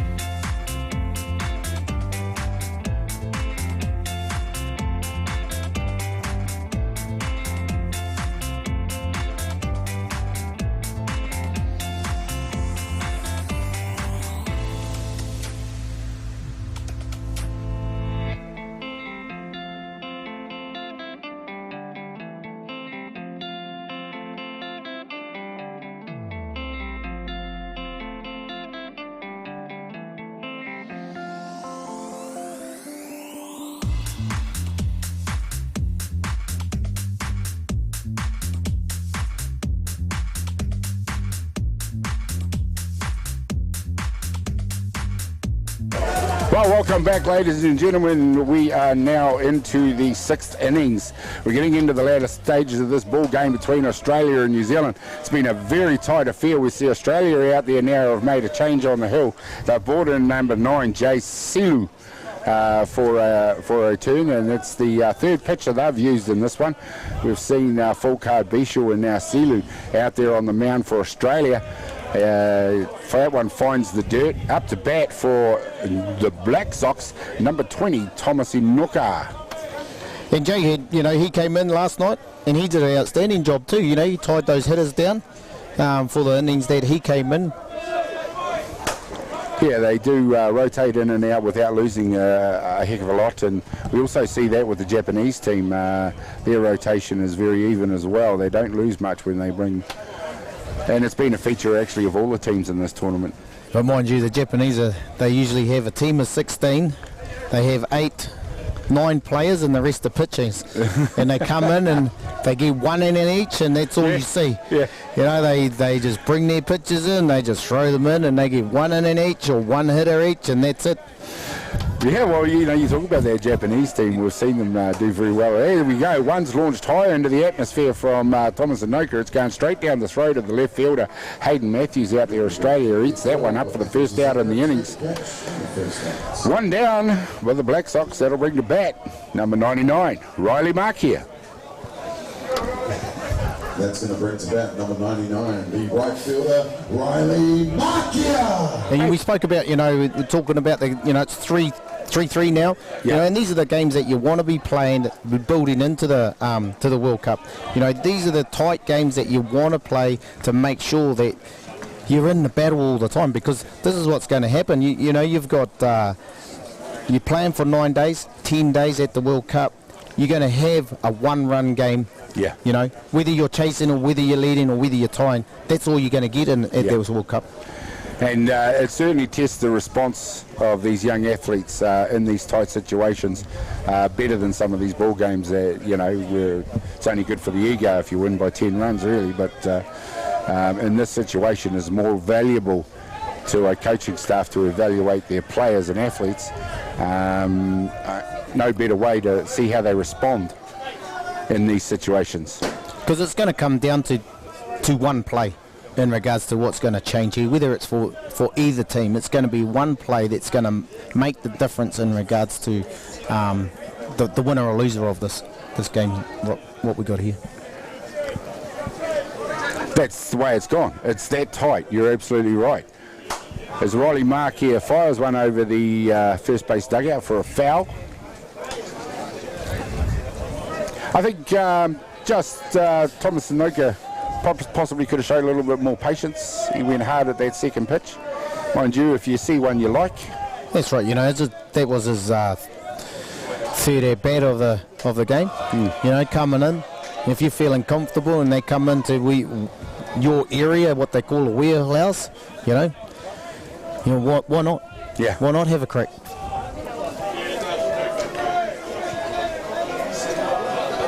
It's been a high-quality game so far. We've had... Oh, there we go.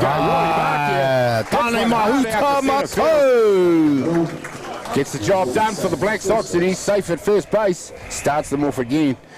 That'll bring to bat number 23, Connor Peden. Only one down. Seen the Black Sox with the ability to get runners on base with either none or only one down.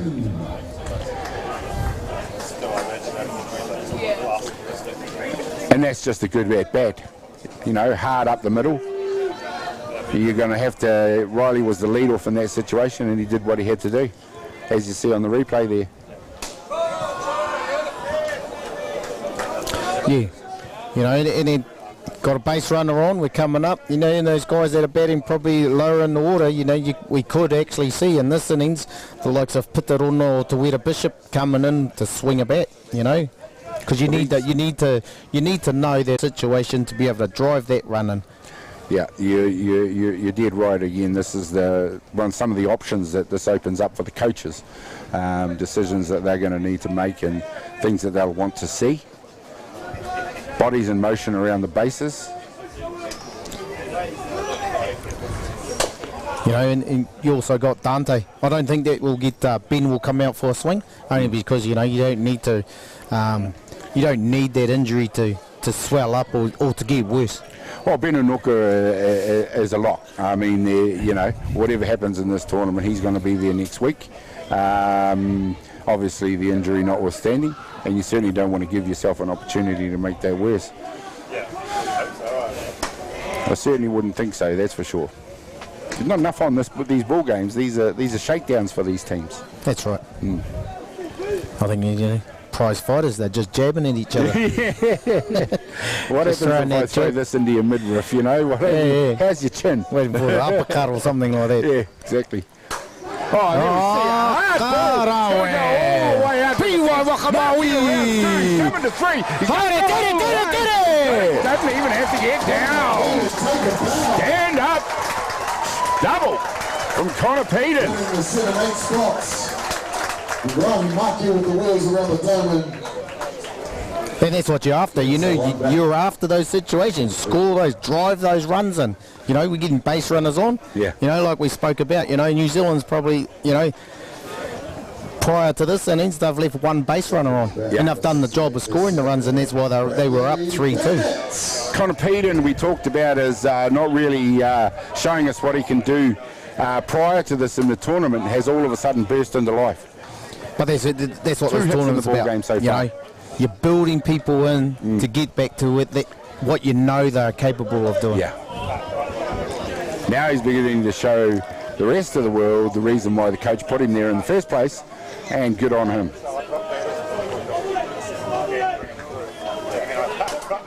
Bradley Bennett hits one back to the pitcher Sealer on this one. With only one down, he's done the job though, moved the runner across to 3. First up, the group runner Peter to third. Catcher Cameron Watts up to bat now, number 7 for the Golden Hose Black Sox.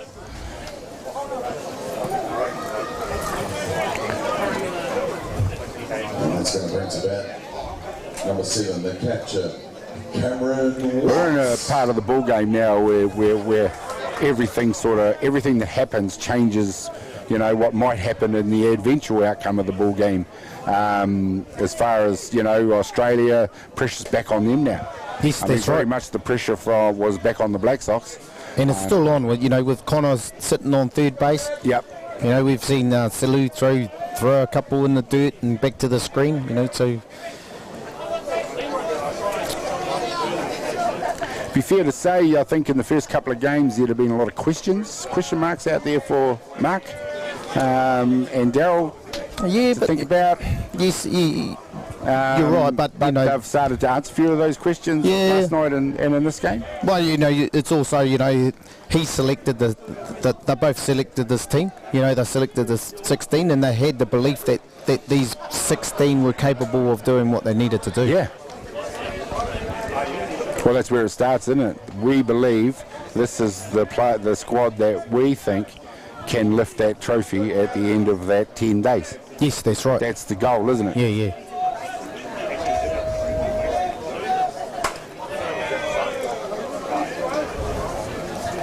So for them, they probably got together a couple of years ago and said, let's start with that and let's see where we end up on this journey. They've had a bit longer than a couple of years, you know, without heading away international and not playing any games and those sorts of things that come in and play. And I have had chance to talk to Mark over the last couple of years, both in the booth and outside of the booth, and the meetings just keep changing. You know, every time something happened, obviously due to the pandemic, we all know that's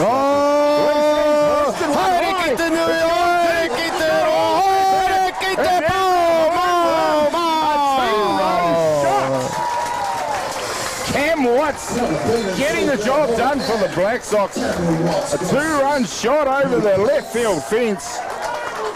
And there we go. We talked about how easy it is to crack a ball game open. Well, Cam Watts made that look very easy. Yeah, well, you're looking at, you know, replay there. It's gone high and handsome. That's going to bring to bat number 27, the third baseman, Reese Evans. And you look at that, you know, how does that make you feel? You know, your second game in the uniform, and you end up, you know, he's come through, he's battled his way, he's had some good quality at-bats coming into this at-bat, and, you know, he's just stuck to it, and you know, it's paid off. It's paid off. That is the payoff. 6 innings of hard work. The Black Sox have laid the foundation for this. They've battled very hard against this Australian team, and it's been very gratifying to see them do that. And I can tell you the excitement levels around this ball game right now are through the roof. The Black Sox are beginning to go to work and do the business. Reese Evans up to bat, number 27 for the Black Sox. 2 down here in the 6th innings. It's about just keeping it rolling, taking it over, you know. Yeah, well, they've batted very smartly, and you mentioned earlier in the ball game that home runs would take care of themselves. It's just a matter of having smart at-bats, taking the pitcher into deep counts, and putting it out there and putting the ball in play and getting bodies in motion around the base, and that's exactly what they've done. Yeah, and you put yourself into a hitting count, and you know, and he's got to come in there. You know, they've got to come in. Yeah. You know, otherwise gives someone else another at-bat, and if they, you know, and if you're ready for it, and it's your pitch, just what Cam Watts got, you know, you make good, solid contact. So we're at the top of the order. We're in the 6th innings. Of course, Australia are going to get their opportunity to answer, and of course they did that with the solo shot by Nick Shales in the previous innings. And we've talked about it several times during this about their ability to wrestle games. They almost wrestled them out from oblivion, especially against Japan in this one. But they came back and defeated Japan. But yeah, the Golden Hose Black Sox certainly are beginning to build nicely. Gaining confidence, and that game last night has helped them. You know, winning that tight game last night, even though it got called off after 2 hours, and that's the rules that were stipulated in this, but they still stuck in there and held in there to take that win. It was an interesting one. As we see a strikeout there, we'll come back to that in just a minute. But that is the third out here in the top of the 6th innings. The Black Sox have cracked this game wide open. They now lead against Australia by 6 runs to 3. And anything can happen from now, because we know Australia aren't going to lie down and let them have it. We'll find out what happens when we come back in just a minute.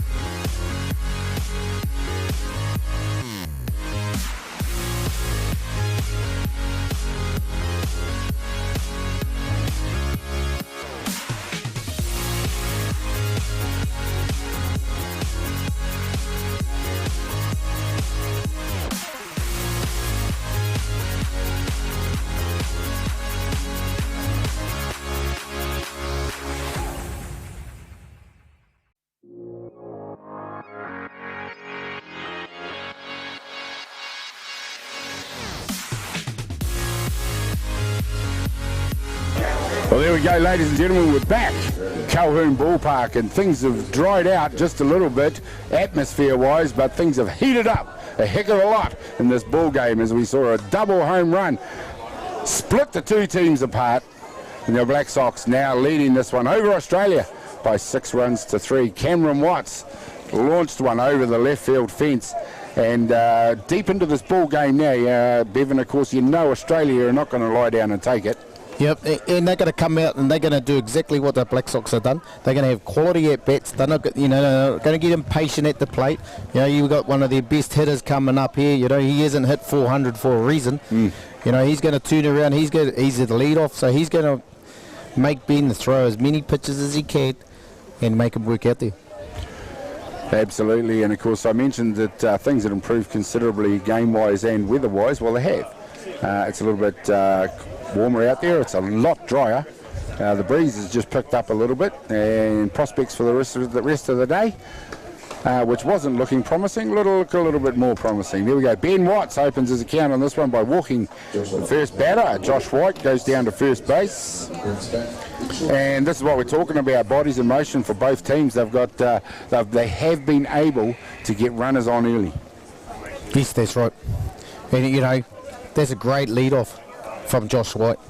You know, he's a guy that's driving in runs and hitting the ball hard, and he's coming up in a situation where his team's down by three runs, and they need base runners, and he's given them the opportunity right now. And so with every at-bat this late in the ball game, things just change a little bit. Both coaches are making the same decisions out there now because the answers to those decisions are exactly the same. Julian Jamot, number 38, up to bat now for Australia. Ben Watts coming under a little bit of pressure after relieving Daniel Chapman. He's, as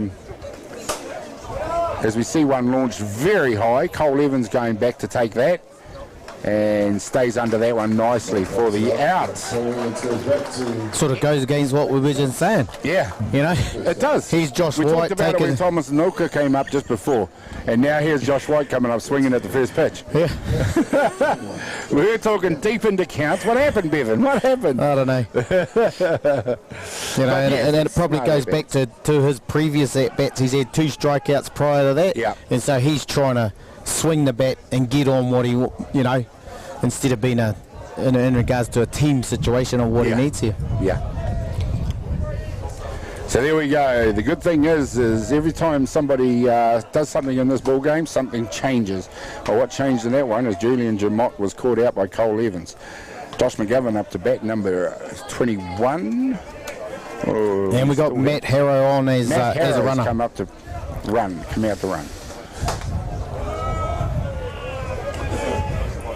It's interesting. Other than that runner and the pitching changes, Lane Harrow hasn't tried to mess with his batting as yet. Neither of the coaches have. And that's the reason why this tournament, you want to give your hitters as many opportunities at their plate against quality pitching to help them support, you know. So if you look at this tournament here, by the time you finish here today and you're heading up to Auckland for next week, you know, they've had probably 20, 25 at-bats, good quality at-bats leading into it. Yeah. Well, this is a familiar thing to those from Canterbury. Ben Watts pitching to Cam Watts.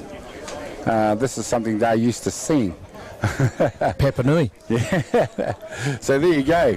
That's the battery that Cantabrians are used to looking at, and congratulations to them too. You know, and you got two. This one's launched high. Oh, wait, it's gone. And there we go, ladies and gentlemen. We talked about it. Australia weren't going to lie down. They've answered with a double home run of their own. This time, number 21, Josh McGovern, launches one over the centre field fence.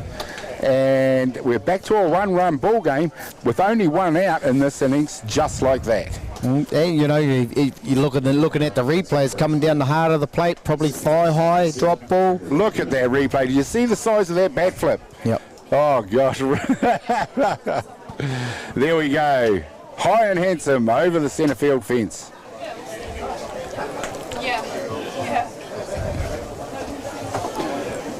And Scott Petty coming out here, you know, just trying to settle, just trying to make sure things, you know, we come back to a one-run ball game. Yeah. Here we are, guys. It's been tight for the whole ball game. Did you think that was going to finish any other way? Sure, you stick around for more action. Well, the answer to that is no, of course. International Invitational coming up at 2:30 on Diamond 2. It's Argentina taking on Japan, and our boys are going back to back. That's New Zealand versus Czech Republic at 2:30. Look at that. Right down the heart. Yeah.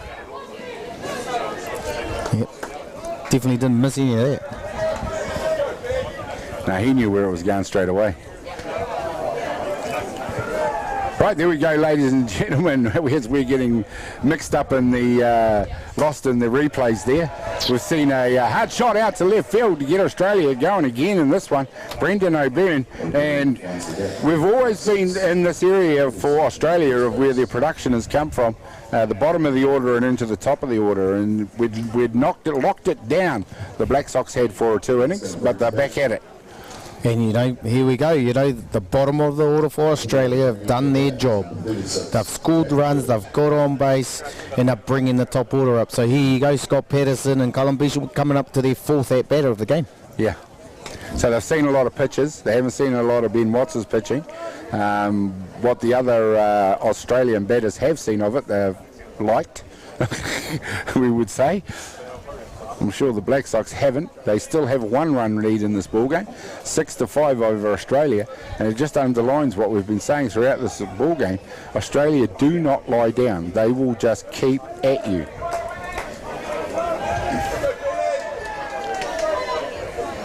And it's that belief that has made them, not just in softball, but throughout the sporting world, so successful.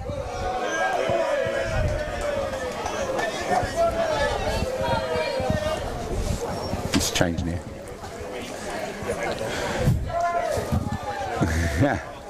One ball, no strikes. Here we go now. Top of the shop for Australia, number 19, Scott Patterson, up to bat.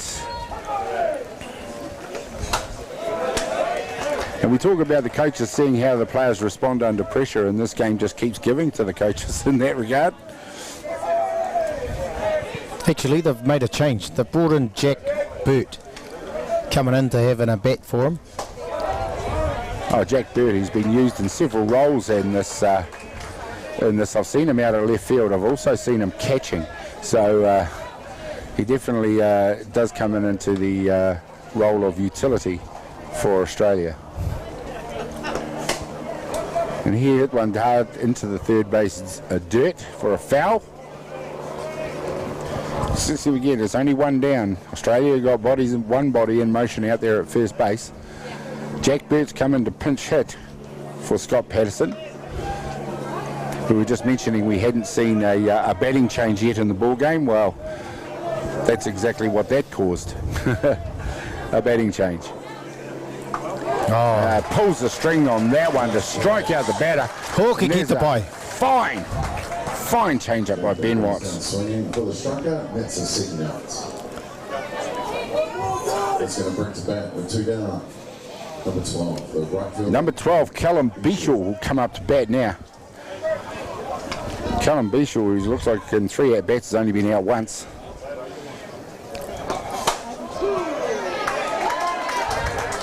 And Ben Watts responding well to that double home run shot.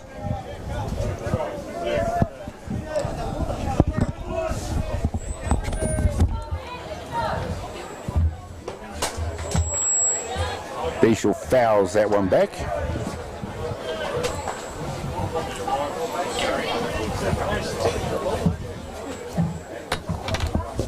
Well, there you go, ladies and gentlemen. In this tense situation, we just thought it would be prudent to introduce you to another booth guest, our third booth guest today, and we've been very fortunate throughout the day to have the quality of booth guests that we've had, but none more so than the gentleman that's joined me to my left. It's the Black Sox legend himself, Brad Rona, has come in for a very special reason too, and I'll leave that up to Bevan to introduce. So we, so in regards to, there was a footage, and once this inning breaks, we'll get into it. And we're going to talk to Brad about the rako, about what it means, what it's about, and how it came about that we use it in the haka and it becomes a tonga. Yep. So we're going to, at the end of this innings, we're going to come back and we're going to talk about that, the whakapapa behind that thing with Brad. So very special moment. Tune in for that one as the ball game is still underway here. The runner on the pass ball has moved across to 2. 2 down in this one. Callum Beashall up to bat, number 12. He'll be followed by Nick Shells, who was the Australian batter that launched one over the right field fence and has helped Australia stay well in touch in this ball game. 6-5. It's a ball game that has given and given and given in all respects.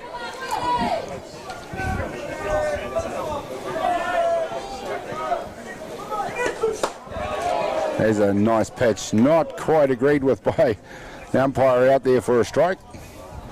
2-2 the count now on Callum Beashall. Working hard, both teams out there. We talked about how the coaches will be enjoying seeing both of their teams responding in the pressure situation, while there's been plenty put on by both teams in this ball game, as we see a high fly ball going out to left field, and it's comfortably taken out there by Thomas Anoka for the 3rd out here in the bottom of the 6th innings. We're going to stay with it. Of course, we've got our very special guest, Brad Rona, is going to talk about the raku that we saw at the haka. Very special adornment that the Black Sox enjoy. Tēnā koe, Brad, no mai hoki mai. Welcome back into the booth. We want to talk about this rako that we got in shot right here. So, is there a name for this taonga? Who carved it? And when did it come into the whānau? If you're able to help out, or your knowledge about it when it did come in.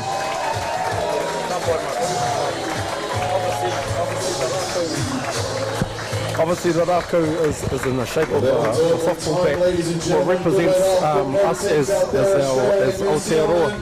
And also what the rako means is the players before us. It represents them. It also represents the players that are going to come into the future. And everyone that obviously wears that uniform will touch that bat, and they put their DNA on there, and that represents us as softball players. I'm just going to stop you. So the games are finished due to time restraints. So the Black Sox have come out victories in regards to this, which is perfect. But congratulations and well done to the Black Sox. But going back to the rako, so it's been here a long time. How many World Cups has it been to? I believe it's been to 4, my friend. Yeah.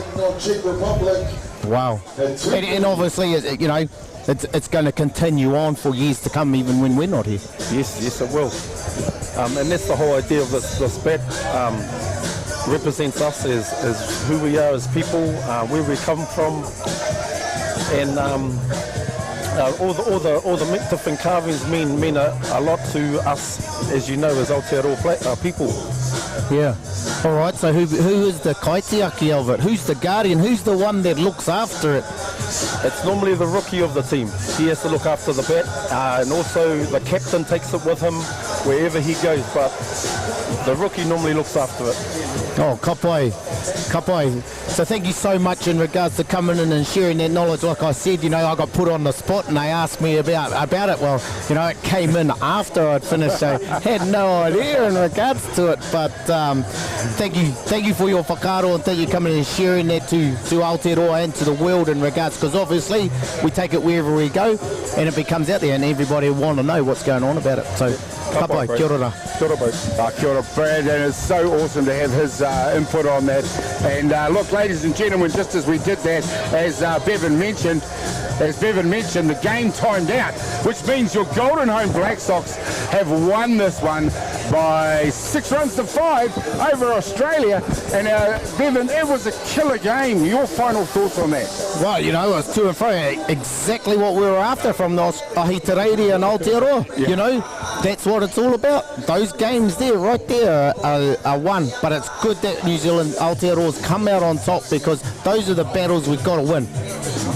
You know? Absolutely. There's going to be no easy rides. There's no easy rides here, and there's going to be no easy rides for the Black Sox at the tournament. Of course, the coaches would have taken a lot away from this ball game. Of course, your Black Sox now back-to-back winners. They could call it a shaky start, but 2 wins on the trot sees their build-up for the next week's WBSC World Championships firmly underway. Well, that's going to do it for us here. I'll just throw you back to Bevan if he'd like to sign us out. And from me, Gary Rohi, I'd like to thank you very much and say goodbye for now. E te awa nui, kua te maua mahi, I te neira, e rā mukapuna, no reira, Manawatū, Manawatoka, tēnei hoki tō manawa ka tīna, tēnei hoki tō manawa ka toka, tēnei hoki tō manawa ka pautaia ki tea, tēnā noho tō manawa, e manawa ora, he ora, haume e hui e, tā ki e.